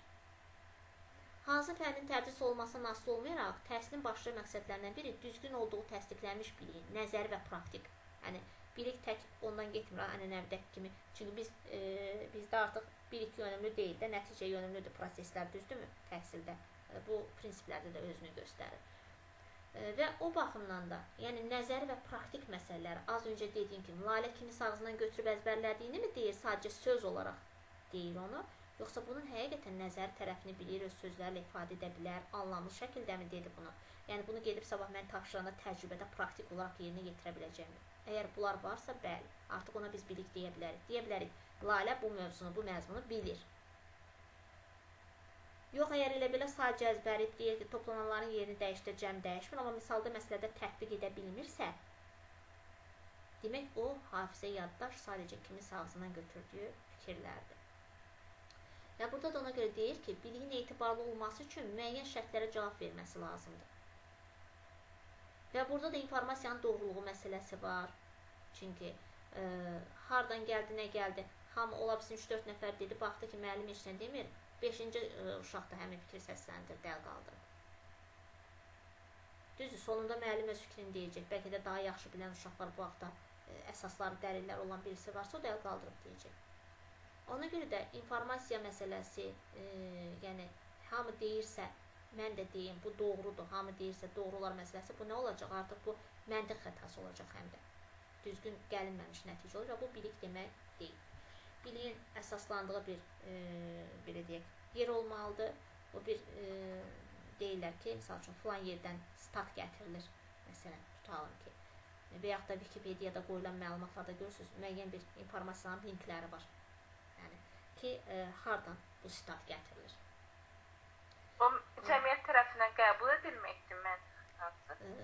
Demək, hamı deyirsə, bəli, hamı deyirsə məsələsi varsa, hamı deyirsə deməli düzdür məsələsi varsa, bəli. Yox, cəmiyyət tərəfindən qəbul etmək, hamı deyirsə, hə, hamı deyirsə düzdür, bəli, odur. Sonra, burada da yenə nə vurğulayır? Qara hərflər olan hissələrə baxsanız elə görəcəksiniz. Təhsil üçün həqiqət və əsaslandırmanın əhəmiyyəti danılmazdır. Niyə? Çünki yenə də deyirəm, nə gəldi danışmaq olmaz. Çünki əgər təhsil məsələsidirsə, yəni yalan informasiyaları verə bilmərik. Və yaxud da uşaqdan gələn yalan informasiyaları sən düz deyirsən, deyə bilmərik.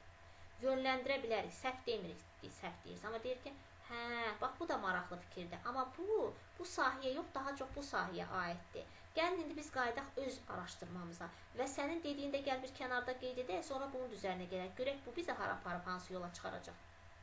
Yəni uşağı demotivasiya etməmək üçün, motivasiyada salınmaq üçün mütləq vurğulamaq lazımdır ki, bu doğru deyil demirik. Bu da maraqlı fikirdir. Amma gəlin biz bunu qırağa qeyd edək, sonra bunun üzərinə qayıdarıq. Amma bizim hazırki mövzumuza aid deyil. Gəlin görək, haradasa bir əlaqə bəlkə yaradacaq, yarada bilərik. Aydın bu şəkildə. Sonra Burada da yenə, əgər hansısa məlumatın həqiqi olmadı, doğrudan mən də sizə söz vermişdim. Bir də qeydimə baxaram. Olmasa mən sizə deyəcəm. Hə, 2.1.1-də birinci sualı araşdırmalıydım, elə mi mən? Hiç onu elə araşdırmamışam. Demək, nə deyir? Əgər hansısa məlumatın həqiqi olmadığını düşünürüksə, onun tədris edilməsi düzgün olmaz. Bax, mən o gündən, misal üçün, sizə dəqiq bir rəy bildirə bilmədim. Çünki mən özüm o sualın içərisində çaşdım, qaldım. Burada bəlkə də onun quruluşu mu səhvdir? Nədəsə orada bir yanlış mı var? Bəlkə də mən səhvəm, bəlkə orada nəysə bir kiçicik bir anı qaçırmışam. Həmçinin müəllimin fikirlərinin əsaslandırılması, bir şeyin doğruluğuna inanma səbəblərinin açıqlaması vacibdir. Amma yalan xatirinə, misal üçün, mən deyim ki, hə, yox, bu belədir, bu olmaz. Sabahsı gün uşaq gedir, onu axtarar, aliyyat tapar, fakt dəlillərlə gələr üzərimizə. Demək, əgər hər haradasa bir yanlışlıq varsa, nə olsun ki, müəllimə, mən də yanlışa yol verə bilərəm, düzdürmü? Bu həmçinin sizin böyüklüyünüz deməkdir ki, artıq siz də özünüzün yanlış edə biləcəyinizi düşünürsünüz. Çünki həm də bu tənqidi təfəkkürün gücü olması deməkdir ki, hə, mən də yanıla bilərəm deyiriksə, mənim də yanlış ola biləcəyim fikri varsa, özümü bu şəkildə deyərəm. Demək, tənqidi təfəkkürdə məndə inkişaf edibdir. Və sonra o haqda informasiyaları əldə edib şagirdlərinizlə paylaşmağınız haqqında onlara fikir bildirirsiniz ki, yəni uşaqlar, mən bu məsələni mütləq araşdıracağım, dəqiqləşdirəcəm və sizə əlavə məlumatlar verəcəm. Sonra, bilməyin əsas göstəricilərdən biri əsaslandırmaq. Yəni, nəyə əsasən mən bunu belə deyirəm? Dəlillər, sübutlar ortaya qoymaq. Sonra, əsaslandırmanın subyektiv deyil, obyektiv olması. Çünki obyektivlik əsas şərtdir. Yəni, dəqiqlik. Və biz bunu obyektivliyə gəlmək üçün nə edirik? Bütün məntiqi təfəkkürün, belə deyək də, bütün təfəkkür növlərini addım-addım keçə-keçə gəlməliyik. Məntiqi, tənqidi, məntiqi yanaşmalıyıq, tənqidi olaraq təhlil, tənqidi olaraq dəyərləndirməliyik, düzgün nəticələr çıxarmalıyıq, sonra qərar verməliyik, yaradıcı yanaşmalıyıq. İndi gəldik biliyin növlərinə. İlk öncə yuxarıda vurğuladığımız, yəni bilik haqqında qısaca məlumat etdik. Yəni bilik dedik, yəni mən bilirəm, hər şeyi bilirəm, nəyisə əzbər danışmaq, yəni bu bilik demək deyil. Sovetin devrində baxırdın, kimsə öz uşağı ilə bu şəkildə fəxr edirdi və yaxud da məktəbi müəllim deyirdi ki, bu uşaq professordur, alimdir, hardan sual verirəm, oradan cavab verir. Yəni ki, sizin də sinif yoldaşlarınız arasında belələri olubdur, əzbərçilər. Və o demək deyil ki, o uşaq hər şeyi yaxşı bilir, kökündən bilir. Sadəcə o yaxşı hafizə yaddaşa malikdir və deyilənlərin hamısını mənimsəmək deyil də əzbərçi olaraq yadda saxlayır. Düzdür, bu hər kəsə şamil olunmur, amma bəzi uşaqlarda bu indi də mövcuddur. Və dəyərləndirmə valideynlər və müəllimlər tərəfindən düzgün olmur bu halda ki, professordur, alimdir. Və hər kəsin o vaxtda belə bir mod vardı, belə bir dəb vardı. Evə bir qonaq gələn kimi uşağı gətirirlər. Gəl bura, ana qurban, nənə qurban, ata qurban gəl. Hə, indi nə istəyirsiniz sual verin. Gələn qohum bir sual verirdi, qonşu bir sual verirdi, o birisi bir sual verir, bu birisi bir sual. Yazıq uşaq yorulub ortada qalırdı. Bülbül kimi bu da hər gələnə bir dəfə təkrarlayırdı, bir də hafizə yaddaşa çökürdü. Mahiyyətli bir, kənardan bir gələn bir ağıllı birisi olmurdu ki, deyəsin, abala, bunu sən belə kitab cümləsi ilə biz də keçmişik. Bir öz, mən başa düşünürəm kitab cümləsi, bir öz sözlərlə ifadə ilə görün, nə deyil burada? O zaman uşaq gözünü döyür, yoxsa döymür məsələsi artıq sual atlar. Və biliyin 4 növü hansıdır? Demək, faktoloji biliklər, hansı ki, bunların da özlüyündə 2 istiqamətə bölünür, terminoloji və spesifik. Konseptual biliklər var, prosedural və metakognitiv biliklər.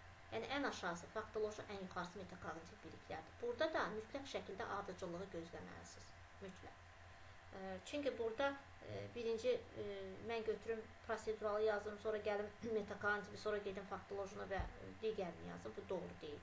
Bunlar hamısı bilikdir, təfəkkürdür. Bunların növləri, pillələri belə deyək də addım-addım, yəni inkişafa doğru gedir, yuxarıya doğru gedir. Ona görə mən bunların yerini dəyişə bilmərəm. Metakognitiv biliklər ən pik nöqtə sayılırsa, mən proseduralla onun yerini dəyişə bilmərəm. Və biliyin növlərində faktoloji bilik nədir? Yəni, faktlara əsaslanan, faktik olaraq bildiklərimiz, yəni real olanlar. Və faktoloji bilik niyə terminoloji və spesifik biliklərə bölünür. Yəni, biri var terminologiya ilə əlaqədardır. Konkret olaraq hər hansısa bir sahə ilə bağlı. Məsələn, tutalım ki, mənim öz ixtisasım ibtidai sinifdir. Amma mən deyirəm ki, və yaxud da sizlər bəziləriniz fizika, kimya, biologiya, informatika müəllimlərisiniz. Amma mən bu saat desəm ki, həndəsi fiqurlar, romb, kvadrat, dairə, çevrə, sahə düsturu. Mən hazırda nədən danışdım? Hansı fənlə? Hansı fənlə danışdım? Həndəsədən. Heç biriniz amma riyaziyyat müəllimi deyilsiniz, düzdür? Hardan bildiniz bunları? Fiqurların adını çəkir, fiqurlardan bilirik. Demək, artıq sizdə o faktoloji biliklər var da, düzdür? Və bunlar konkret sahə göstərdiniz ki, riyaziyyat, həndəsiyə aiddir. Yaxşı, mən indi desəm ki, yerin səthi, sonra deyək ki, torpağın növləri, iqlim, amma coğrafiyaçı yoxdur burada. Düzdür? Faktoloji. Bəli, bu sizin faktoloji biliklərinizdir. Konkret amma gördünüz, hədəflədiniz biliyin, elmin növünü tapdınız. Niyə tapdınız? Nəyin əsasında? Terminlərin. Düzdür, mən işlətdiyim terminlər hamısı hara aid idi? Coğrafiyaya, həndəsiyə. Bax, bu sizin həm faktoloji biliklərinizdir. Faktolojinin içərisində də yəni hansıdır? Terminoloji biliklərinizdir. Yəni bu informasiyalar var sizdə. Buyurun. Planetlərdən, bunlar da elə faktoloji gedərdə. Bəli, tamamilə doğrudur. Və yaxud da tutalım deyirəm ki, misal üçün, tiplə bağlı hər hansısa bir şeylər deyiriksə, tip sahəsi ilə bağlı. O zaman yenə də bilik artıq bu tip sahəsidir. Və yaxud da tikinti materiallarından danışılıqsa, mühəndislik və tikinti sahəsi. Və bu terminoloji biliklər, biz nəyin əsas? Sözlərə baxırıq ki, bu terminlər hansı elmə aiddir? Bizim beynimizdə var artıq.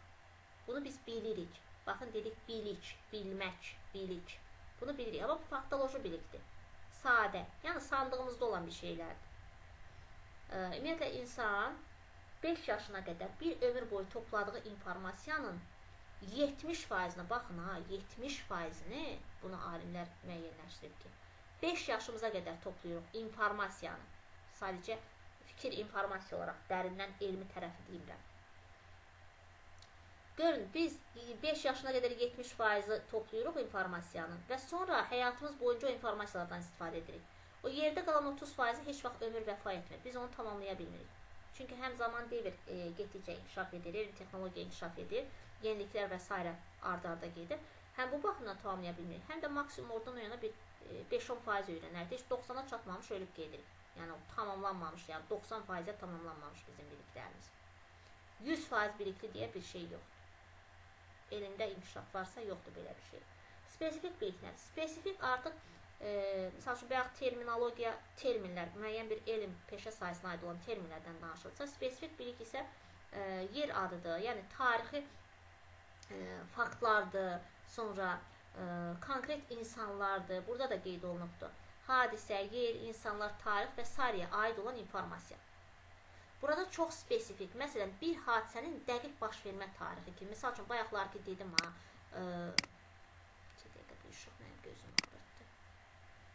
bayaq ki, dedim ha, misal üçün, 92-ci fevralın 26-sı Xocalı faciəsi. Bax, bu artıq nədir? Bu artıq, demək, tarixi faktdır və biz burada konkret hədəfimiz var, spesifiklik var burada. Məsələn, tutalım ki, mən nələrsə sadalayıramsa, misal üçün, əgər deyirəmsə, burada da qeyd olunubdur, əlifba, hərif, səs, sait, samit, bu nədir? Bu terminolojidir. Azərbaycan dilinin qrammatikasının terminologiyasıdır, düzdür. Amma mən konkret bunlardan birini hədəfləsəm, misal üçün, tutalım deyirəm ki, Azərbaycan dili əlifbasının 32 hərfdən ibarətdir. Əlifbanı hədəflədim. Artıq bu əlifbaya xas, ona spesifik olan bir fikri açıqladım. Amma elə də bir qəliz, bir böyük elmi bir əsər yazmadım. Ona görə bu da nədir? Faktolojidir, bildiyim informasiyadır. Amma spesifik, hədəfi var bunun. Demək, terminoloji o zamandır ki, terminlər var. Bir növ sadalama xarakterli olur terminolojida. Suallar da çıxanda ona diqqət edin. Spesifikdə isə haradasa cümlələr olmuş olur və hədəfi olur. Məsələn, tutalım mən əgər deyirəm ki, deyək ki, duzlar, turşular, minerallar, nə bilim nələr kimyadan deyək ki, saydım. Bu hansı bilikdir? Bu hansı bilikdir? O faktolojidir də. Faktoloji hansıdır?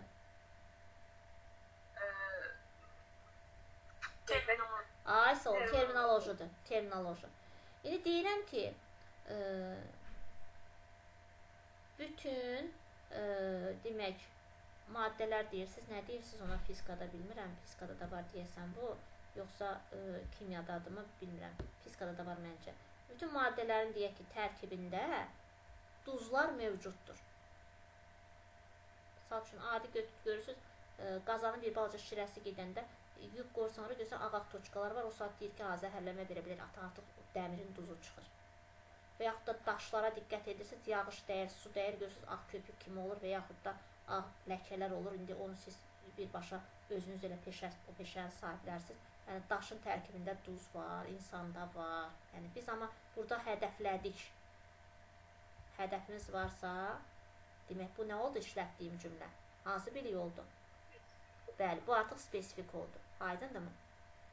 Məsələn, tutalım deyirəm ki, balinalar, nə bilim, insanlar, heyvanlar, bəzi də indi heyvanlar diri bala doğanlar sinfinə aiddir. Məməllər sinfinə aiddir, belə deyək. Eləmi? Məməllər sayıram. Bu hansıdır? Sadəcə sayıramsa. Faktoloji deyil, faktoloji olma. Faktoloji nə idi? Terminoloji da spesifikdir. Terminoloji. Amma mən deyirəm ki, balina diri bala doğduğu üçün məməllər sinfinə aiddir. Bəli, bu artıq spesifikdir. Çünki artıq hədəfimiz var. Demək, terminoloji və spesifik bilik qeyd etdik ki, nədir? Hər ikisi birbaşa faktoloji biliyin içərisindədir. Demək, burada yenə nümunələr verilibdir. Terminologiya, misal üçün, fotosintez, indudenziya, tangens, morfologiya. Görürsünüz, terminlərdən, yəni hər hansısa bir elm, peşə sahəsinə aid olan terminlərdən burada söhbət gedir. Terminologiya dedikdə. Yəni, həm də terminologiya deyil, tək-tək sözlərdən ibarət olur da. Demək olar ki, bəli. Demək olar ki, bəli. Amma o tək-tək sözləri hədəfləyib biz cümlə halına gətirib, konkret onun hər hansısa bir xüsusi, spesifik xarakterini, misal üçün, bioloqlar fotosintez nədir? Günəş işığından qidalanma eləmə? Daha da üzvü maddələrini hazırlanması. İndi mən desəydim, sadalama sadəcə desəydim. Fotosintez, başqa nələr var orada? Bir iki dənəsini sadalayın. Termosintez. Fotosintez, termosintez, bunlar sadaladıqsa uşaq. Bu nədir? O hansı bilikdir? Faktoloji hansıdır? Terminoloji. İndi deyirsiniz ki, uşaqlar, fotosintez nədir? Uşaq dur dedi ki, fotosintez, nə bilim, sadə bilikdir də bu. Faktolojidir yenə də. Fotosintez, nə bilim, nədir? Günəş enerjisindən qidalanıb yaşıl rəng almaq, nə bilim, nə, yoxsa fotosintez enerjini özündə istehsal etmək. Nəsə belə bir şeylər vardı, o vaxt yadımda tam da qalmayıbdır biz keçən vaxtlar. Fotosintez elə bir ki, günəş enerjisindən istifadə edərək üzvü maddə əmələ gətirir. Vəssalam, artıq uşaq bu açıqlamanı verdi. Bunu dedi. Bax, siz dediyinizi dedi. Günəş enerjisindən istifadə edib, nə bilim, nəyə əmələ gətirir. Bax, bu nədir? Hədəfləri spesifik. Artıq burada fotosintezin spesifik xüsusiyyətini qoydu ortaya, ona xas olan.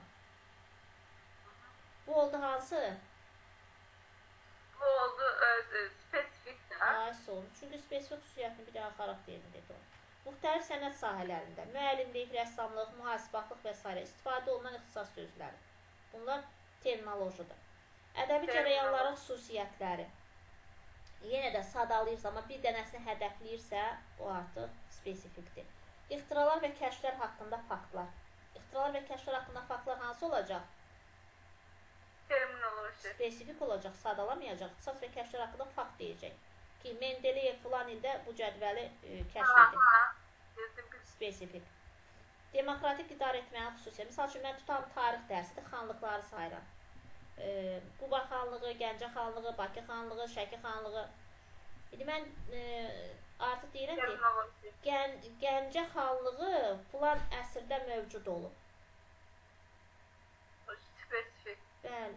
Və yaxud da Gəncə xanlığı indiki Gəncənin filan kilometrliyində yerləşir. 5 kilometrliyində. İndiki girişdən 5 kilometr şərqə doğru, qərbə doğru və s. yerləşir.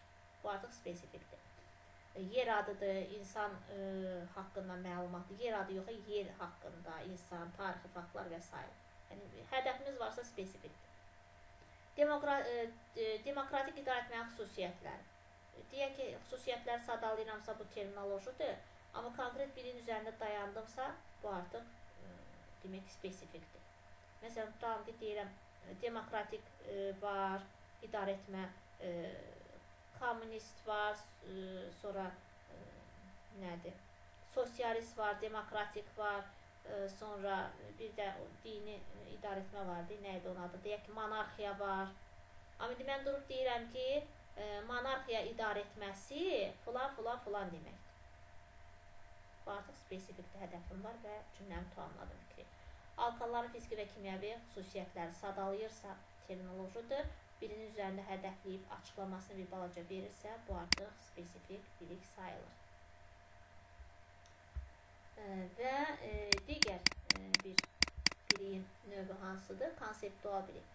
Bizim faktoloji biliklərimiz olmasa, biz konseptual biliyimizi qura bilmərik.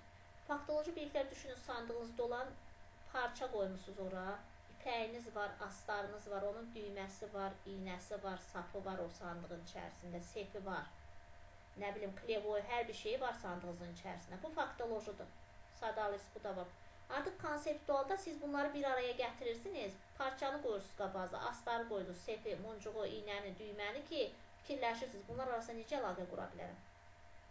Bunları əlaqələndirirsiniz, bir paltar ərsəyə gətirəcəksiniz.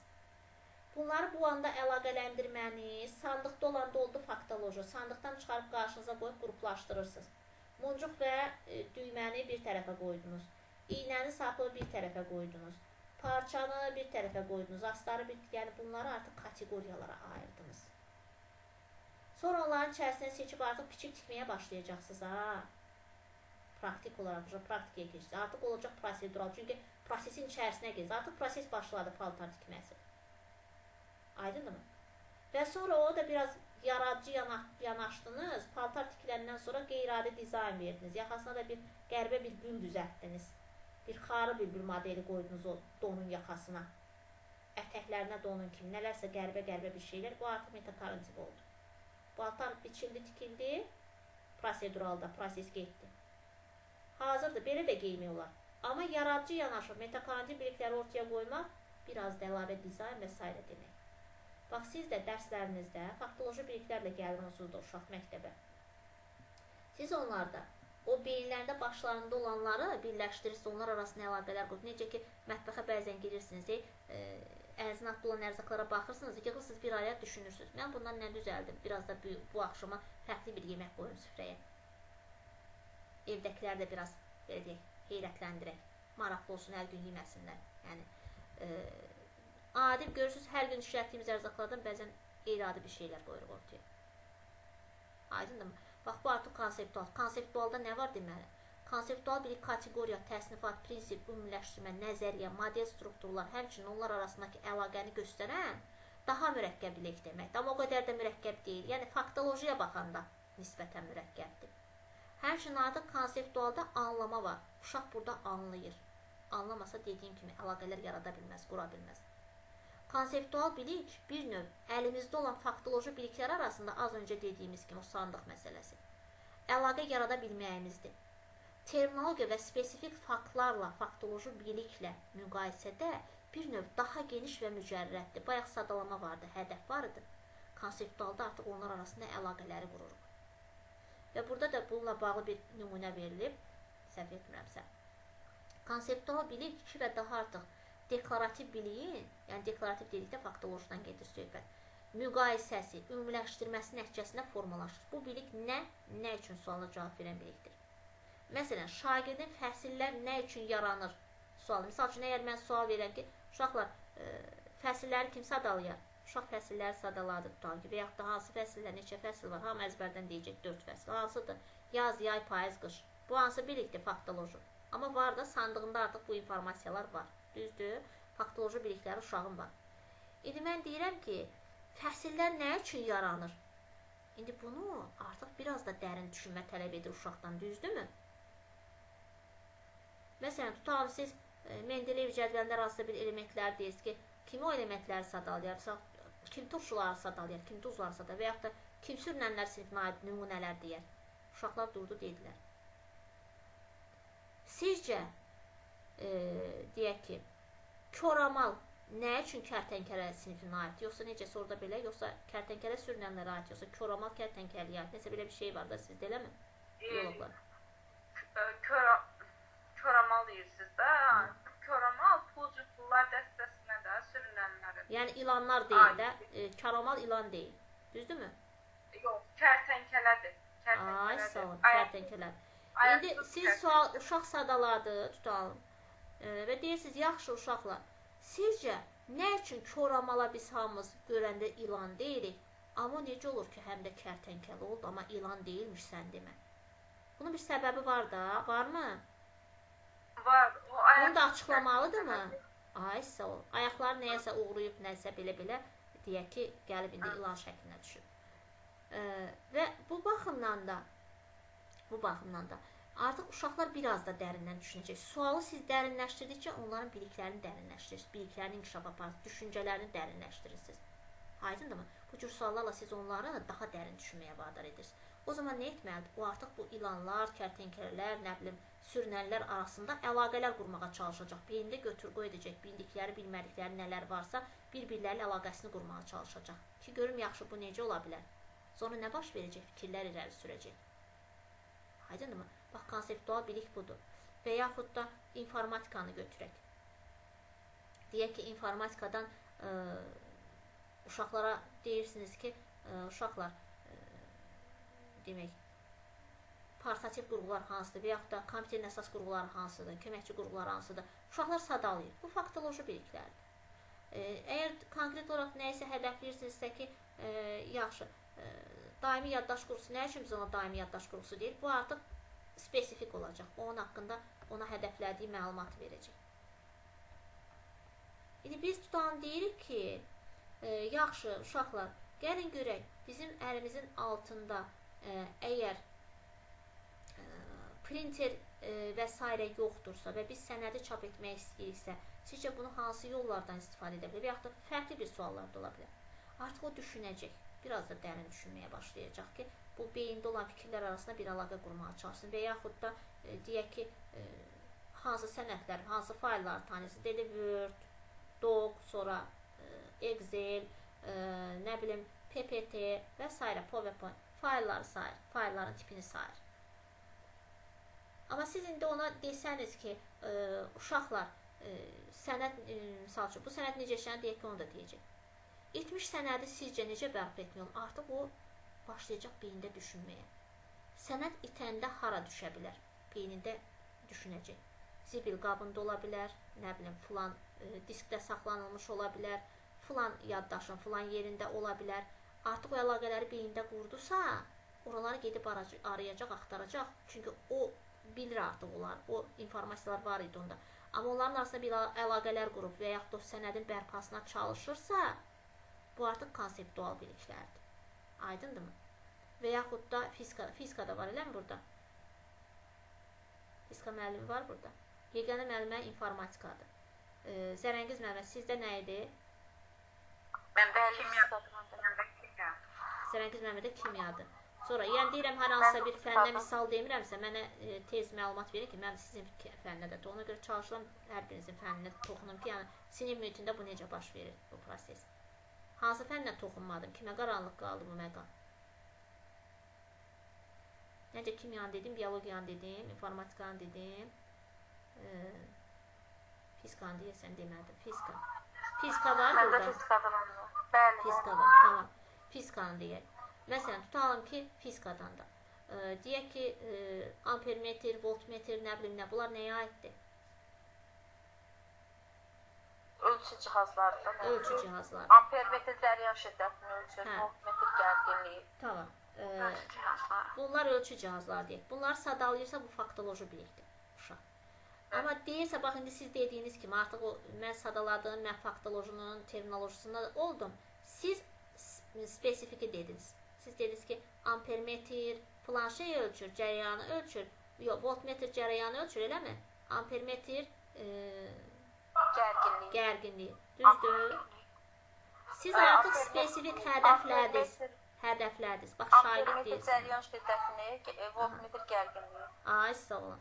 Gördünüzmü? Siz burada artıq spesifik cavab verirsiniz. Faktoloji da və spesifikdir, hədəflər və cümləni tamamladınız fikrin üzərində. İndi bunlar arasında hər hansısa bir əlaqə var. Bunların ikisinin də istifadəsi ilə nələrsə qurulur. Mən fizikadan başım çıxmır, ona görə soruşuram. Bunların ikisini bunların ikisi də işlədicidə dövrəni quranda hər ikisini istifadə edə bilərik. Ay, sağ olun. Bu dövrənin qurmada istifadə məsələlərində gəlib, əgər burada bunların bir-birilə əlaqəsi, dövrənin qurulmasında onların rolu, o dövrə necə qurulur məsələsi, dövrənin belə bir-birilə əlaqəsi var, o məhdillər çəkib oradan birləşdirmək və s. Bax, bu artıq konseptual olacaq. Aydındır mı? Necə oldu ki, bu getdi, orada bir işıq yandı o tərəfə çatanda. Bu elektrik cəryanı necə alandı, işıq necə yana bildi. Burada da elədir. Fəsillər nə üçün yaranır sualını artıq nə etmək tələb olunur? Baxın, bu suala cavab vermək üçün yer, günəş sistemi, yerin günəş ətrafına fırlanması, yerin günəşə tərəf əyilmə və meyilliyi və s. kimi məlumatları bilməsi kifayət deyil. Bunlar bilir, bunlar onun faktoloji bilikləridir. Bu biliklər arasında o artıq əlaqə quracaq. Və bunun üçün də adətən müəllim nə edir? Bir kiçicik bir lampanı gətirir və yaxud da adi telefonu və yaxud da işıq salan zajqalkaları görmüşəm məktəblərdə, dərs dinləmələrdə olanda. Götürür, salır, yer kürəsini belə fırladır, işıq da bir tərəfdən tutur. Yəni, o işıq necə düşür, günəş əvəzi və yaxud da maketini düzəldir, fırladır, uşaqlar gəlir orada fırladır. Bu şəkildə, yəni onlar artıq o əlaqəni görürlər. Bax, bu artıq nədir? Bu şəkildə dərsləri qurulub, uşaqları bu yöndə yönəldirsinizsə, demək artıq onlarda konseptual biliklər formalaşdırırsınız. Və konseptual biliklər dözdüyündə nələri özündə, belə deyək, birləşdirir? Təsnifat və kateqoriyalar, prinsip və ümumiləşdirmələr, nəzəriyyə, model və strukturlar. Burada da sizin ipuçlarınız nə olacaq? Sistemləşdirmə, qruplaşdırma, burada görək bu sözlərdən hansı yoxdur.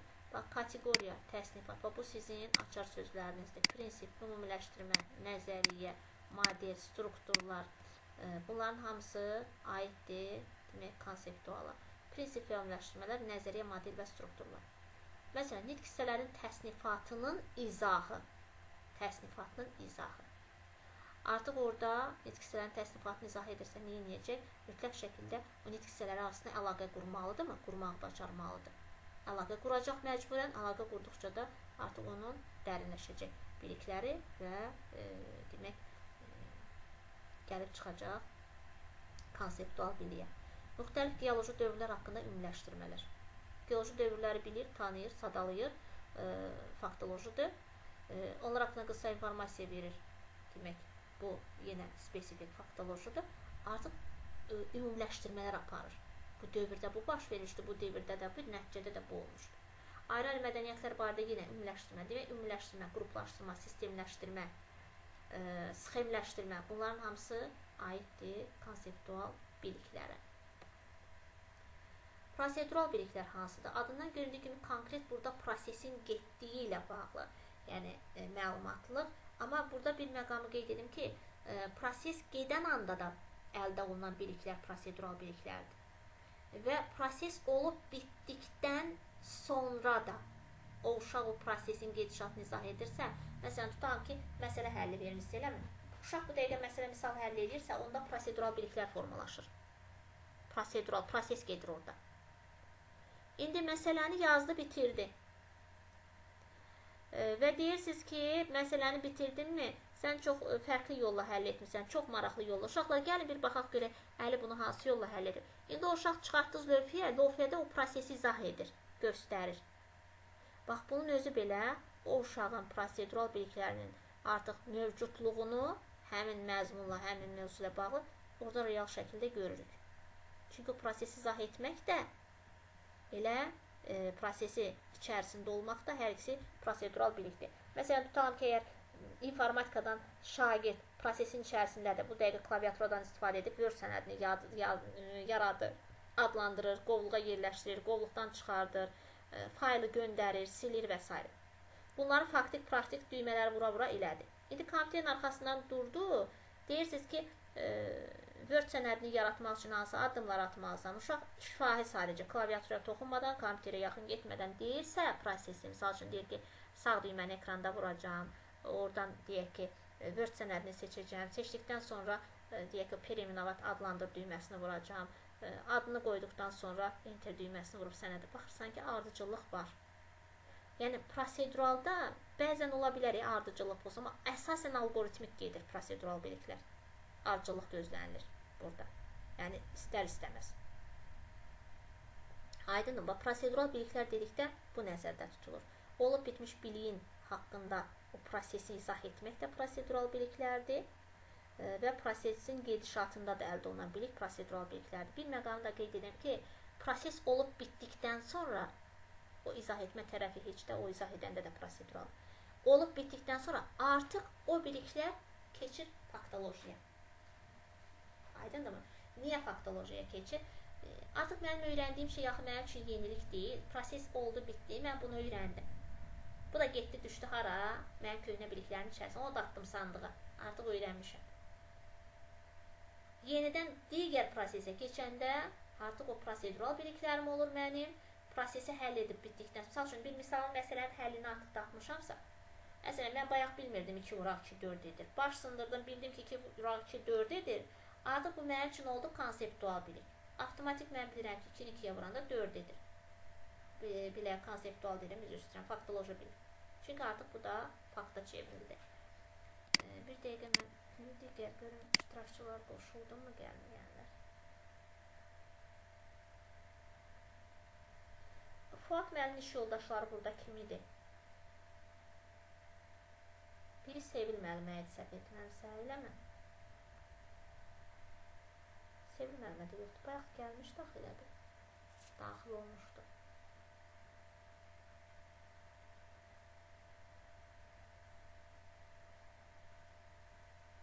İki nəfər idi dizdə. Deyəsən 3 nəfər idi Fuad müəllimlə birlikdə burada. Hə, Sevil müəllimə qoşuldu. Sevil müəllimə eşidirsiniz bizi?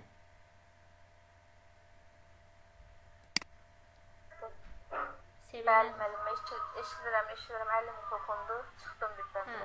Fuad müəllim sizin iş yoldaşınız idi da, eləmi? Bəli, müəllimə mənə gün orta yazmışdı, müəllimlə tapşırıq verib, dedim, yəqin nəsə işi çıxıb qoşulmayıb. Səhv etməsə keçən dərsdə qoşulmayıb. Bir də siz 3 nəfər idiniz də yeni məktəbə, Fuad müəllim siz idiniz, bir də kim idi sizlərdən? Saməddin müəllim. Hə, Saməddin müəllim də yoxdur, 2 dərsdə yoxdur. Bilmirəm, sabah görsəm soruşarım. Hə, bir dənə zəhmət olsa bir maraqlanarsınız, imkan olsa, zamanınız olsa mənə bir dənə şəxsi də yazarsınız. Yaxşı, başınızda yazarım. Başınız var olsun. Demək yoldaşlar, indi keçək bu məsələni tamamlayaq. Demək, qeyd etdiyimiz kimi artıq proseduralı, baxın burada da yazıbdır. Toplama əməliyyatı zamanı əməliyyatı necə edəcəyimizi bilmək, məsələn, cavabı 4 olan hesablama əməliyyatının yolunu bilmək, prosedural. Aldığımız nəticə isə artıq bunun cavabını tapdıq, bilirik. Yəni, hesablama nəticəsini aldığımız 4 cavab. Artıq bu oldu faktoloji bilik. Atdıq onu sandığa. Aydındır mı? Prosedural bilik müəyyən bir müddətdən sonra avtomatikləşir, yəni düşünülmədən birbaşa tətbiq oluna bilər. Necə ki, biz artıq bulma cədvəlini bilirik. Misal üçün, anında orada böldükdə, vurduqda və s. də onu müəyyən edə bilirik. Çünki artıq beynimizdə avtomatikləşir forma cədvəli.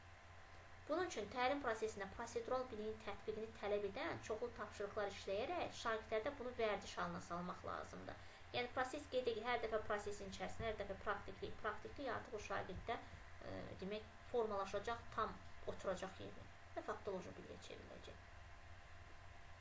Hə, digər bir məsələ, demək, burada da qeyd olunur, yanlış səhv stereotip nədir? Prosedural biliklə bağlı, geniş yayılmış səhv stereotip. Ondan ibarətdir ki, pedaqoqlar prosedural biliyi tətbiq etmə bacarığı kimi görürlər. Bilik başqadır, fəaliyyət başqadır. Yəni, biliyin növləri var. və fəaliyyətin növləri var. Və indi biz biliyin növlərini keçirik. Hansı ki 4 növ var. İndi bundan sonra keçəcək fəaliyyətin növləri. Düzdür, onlar bir-biri ilə əlaqədardır. Məsələn, biz prosedural biliyi harda əldə edirik? Tətbiq zamanı. Tətbiq etmək nədir?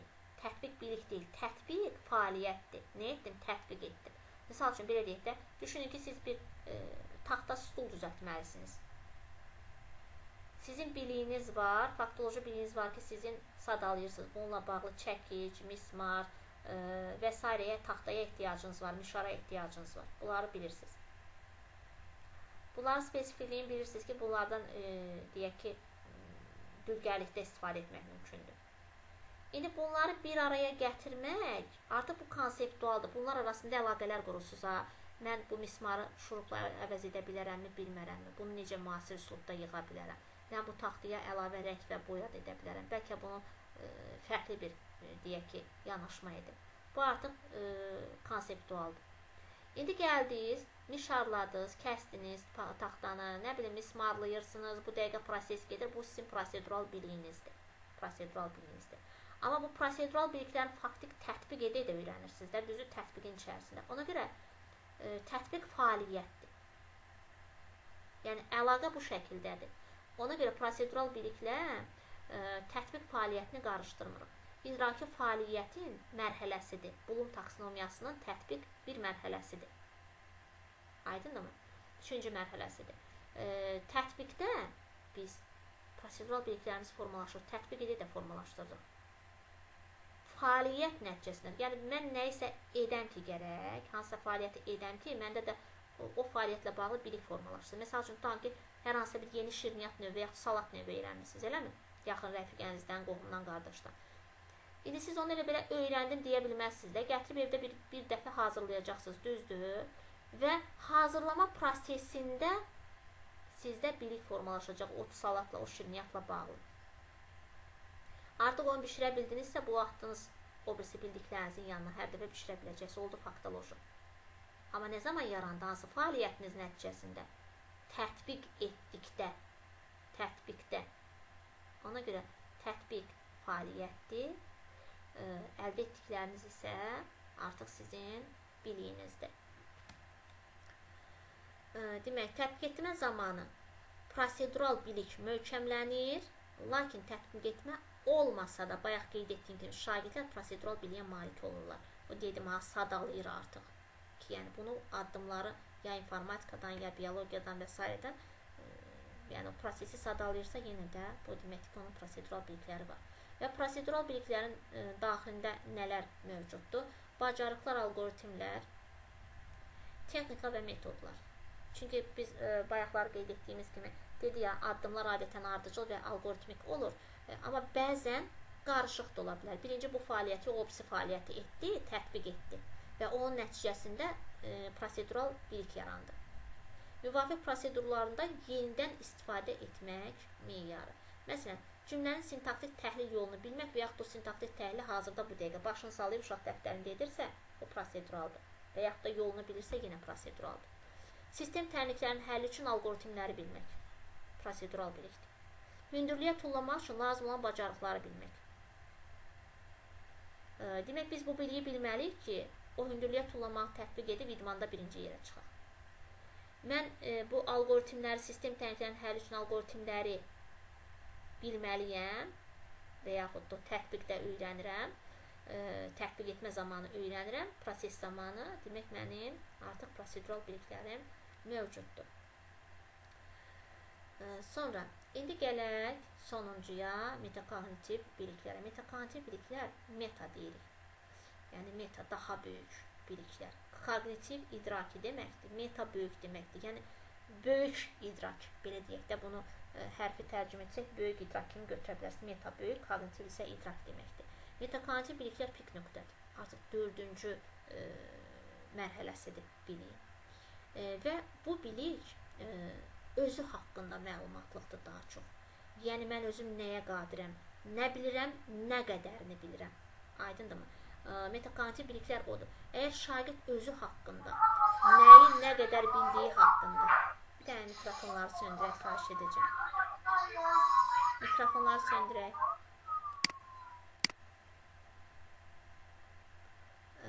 Demək, özü haqqında məlumatlı olmaq metakognitiv bilikdir. Amma doğru məlumatda yanlış yox. Mən misal üçün bu qədərini bilirəm. Misal üçün. Demək, özü haqqında məlumatlıq var burada. Həmişə demək olar ki, əsas açar sözlər burada elə özü haqqında məlumatlığın olmasıdır. Sonra, digər burada, baxın burada da qeyd olunur. Özü haqqında biliyə sahib olmaq. Amma burada da göstərir, lakin burada daha vacib olan məsələ bu məlumatın dəqiqliyidir. Mən yalandan əgər şişirdirəmsə ki, mən hər şeyi bilirəm, mən hər şeyi bilirəm, bu, yəni, metakognitiv bilik demək deyil. Aydınmı? Mənim real bildiyim nə qədərdir, bilmədiyim nə qədərdir. Bunu reallıqda mən dərk edirəm sözüm özlüyündə. Bu artıq nədir? Mənim metakognitiv biliyimdən, yəni şagirdin metakognitiv biliyindən xəbər verir.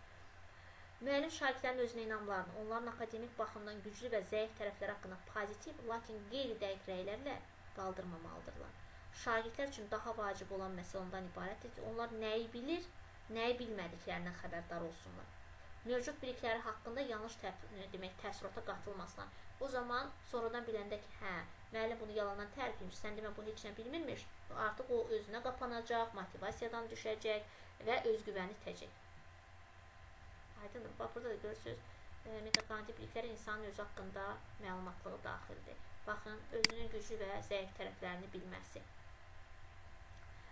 Misal üçün, bax, burada verildi. Məsələn, şagird şifahi sual cavabının onun üçün esse yazmaqdan daha faydalı olduğunu bilirsə, deməli, metakognitiv biliyə sahibdir. Amma bir başqa uşaqda bu başqa cür ola bilər. O bilir ki, onun üçün digər bir şəkil faydalı. Misal üçün, deyək ki, mən deyirəm ki, mənim öz-özümə YouTube-dan, Duolingo-dan ingilis dilini və yaxud da alman dilini öyrənməm mənim üçün daha faydalıdır.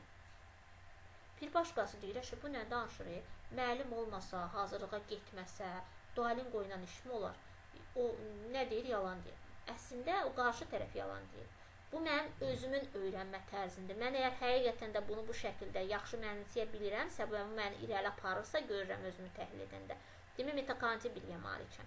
Ola bilsin ki, bir başqası da, bu demək deyil, mən bunu təsdiqləmişəm özümdə, o zaman sən də get Duolingo və YouTube-dan izlə, öyrən. Yox, bəlkə sən Duolingo sənin tərzin deyil, sən onunla öyrənə bilməyəcəksən.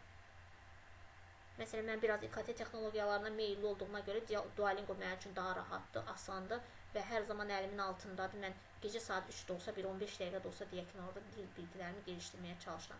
Amma bu başqası üçün uyğun olmaya bilər. Ya onun iş, həyat tərzi üçün uyğun olmaya bilər. O mütləq şəkildə deyir, yox, mən mümkün deyil. Mən mütləq müəllim yanına getməliyəm və müəllim mənə tapşırıq verir, test işlətməlidir, mütləq çubuğu əlində başının üzərində dayanmalıdır ki, mən öyrənim. Yəni, o da metakognitiv biliyə malikdir, onu deyən bilə. Bilir ki, artıq onun üzərində bir ciddi nəzarət olmalıdır o şəkildə öyrənməsi. Yəni, özünün hansı şəkildə öyrənmə tərzini belə dəqiqliklə bilirsə, demək, özünü bu qədər dərindən dəyərləndirirsə, metakognitiv biliyə malikdir. Sonra,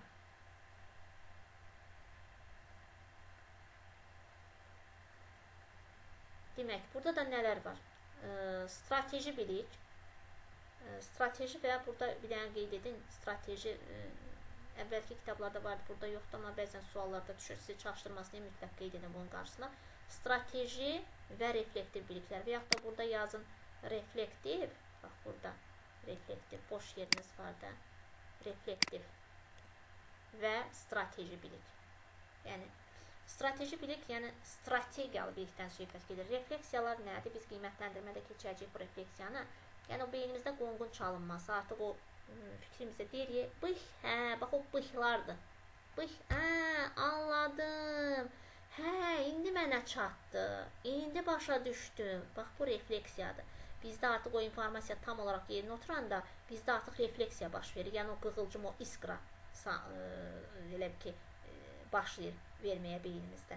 Aydın, bax, bu refleksiyadır. Reflektiv biliklər. Yəni, mən haradan, haraya qədər gəlib çatdığımı artıq dərk edirəmsə, məsələn, tutalım ki, deyək ki, uşağa hər hansısa bir sualı, tapşırığı verirsiniz. Uşaq o tapşırığı yazır, həll edir, bir nəticəyə gəlib çıxa bilmir.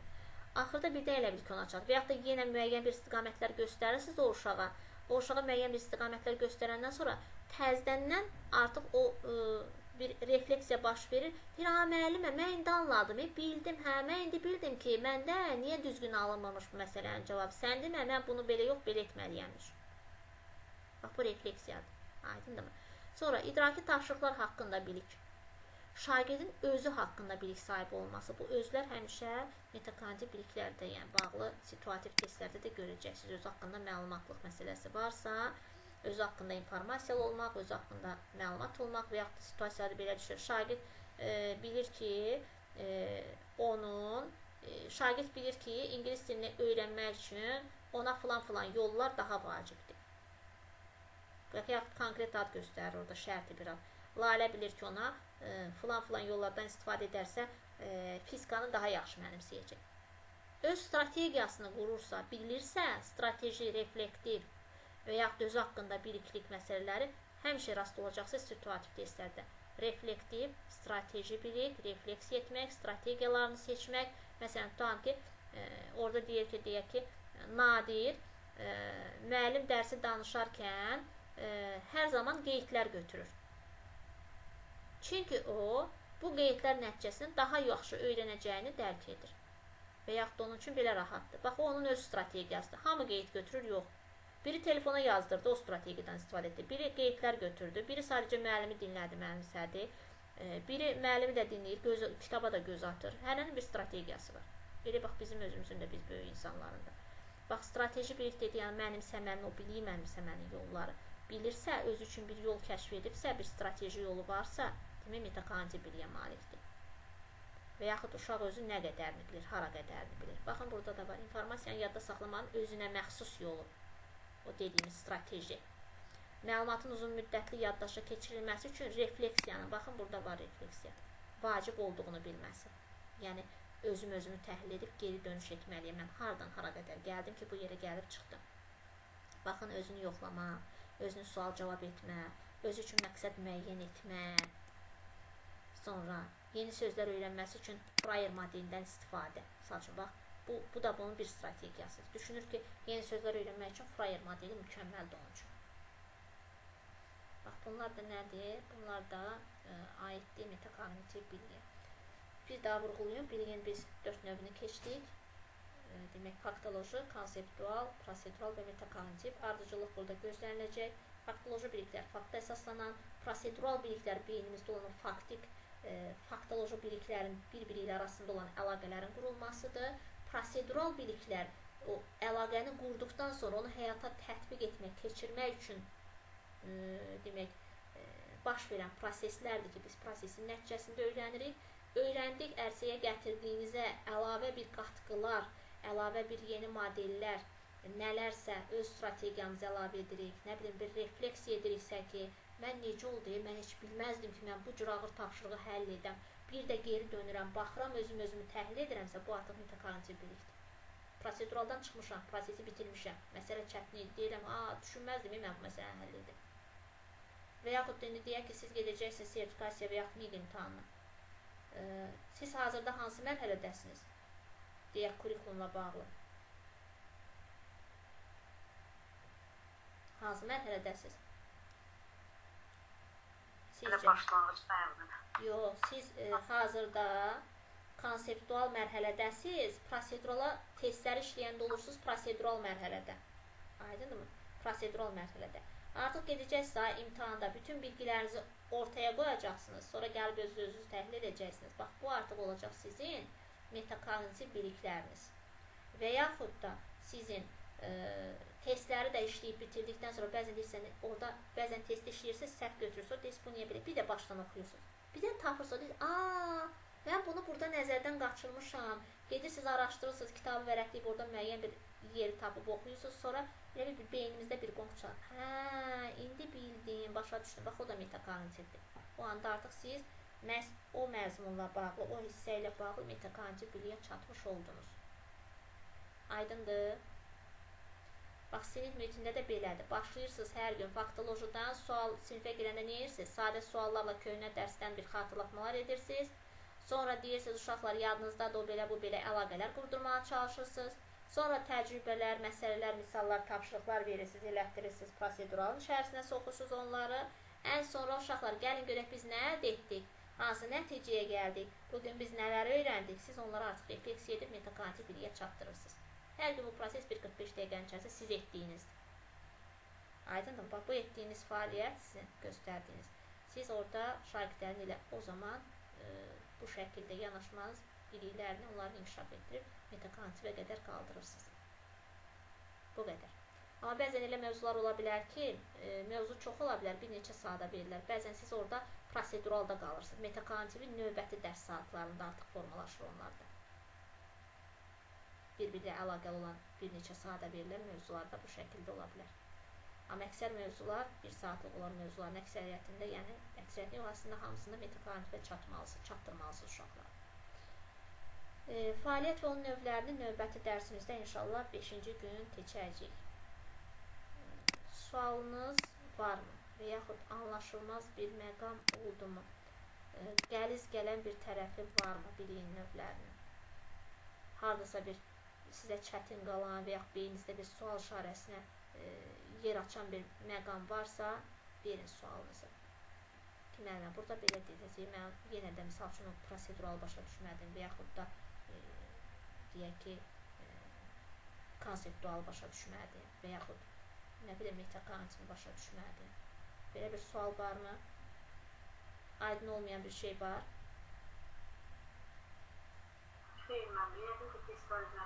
Tamam. Əlavə dərslə bağlı sizə mən məlumat verəcəm. Elə də ki, heç kəsin dərs saatını, iş saatına toxunmadan, yəni 1 saat da olsa, demirəm indiki kimi 2 saat, əlavə dərsləri heç olma 1 saat arada salaq keçək. Onlar da yəqin. Necə? Axşama salsanız daha iyi. 1 saat eləsə, indi bəzilərinizin deyəsən digər hazırlıqlarınızda var, səhv etmirəmsə. Olmasa elə gün seçərik, görsək ki, toxuşur yenə də saat 10-dan 11 eləyərik, bircə saatlıq. Onlar da belə yəqin ki. Axşama salsınız. Axşam olacaq, çünki gündüz mənim də özümün heç vaxtım olmur. Ona görə də yəni axşama düşəcək çox böyük ehtimal. Bu qədər. Gecəniz xeyrə qalsın. Gələn dərsə artıq demək, biliyin növlərinin testlərini işləyə bilərsiniz. İndi mən bu saat deyim də sizə hansılar işləyəcəksiniz. Gəlin elə birlikdə baxaq. Deməli, bir nəfərdən xahiş eləsəm bizimlə danışa WhatsApp-a da yaza bilər tapşırıqları, zəhmət olmasa. Demək, mövzu səhifə 41-ə qədər test bankı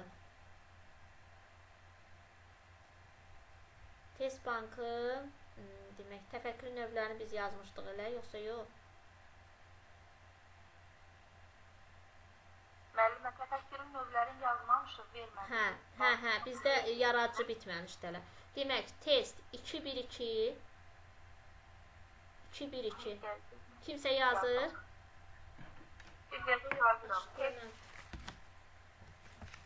Demək, səhifəni də deyirəm. 2-1-2, mövzu da 2-1-2 idi. Demək, onu bitirdik. Səhifə 48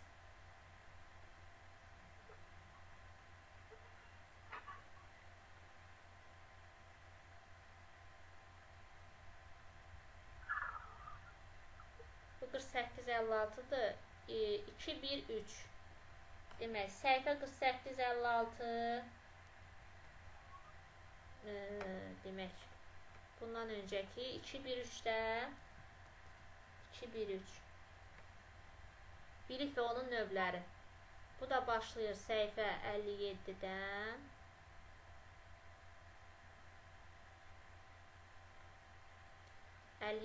61-ə. Səhifə 57-dən 61-ə. Demək, mövzu səhifə 48-ə qədər, yox, 41-ə qədər. Mövzu səhifə 41-ə qədər, testlərdə dedik, səhifə 61-ə qədər. Başqa sualınız var? Yoxsa gecəniz xeyrə qalsın, sağ olun. Çox sağ olun, gecəniz xeyrə. Sağ olun, gecəniz xeyrə.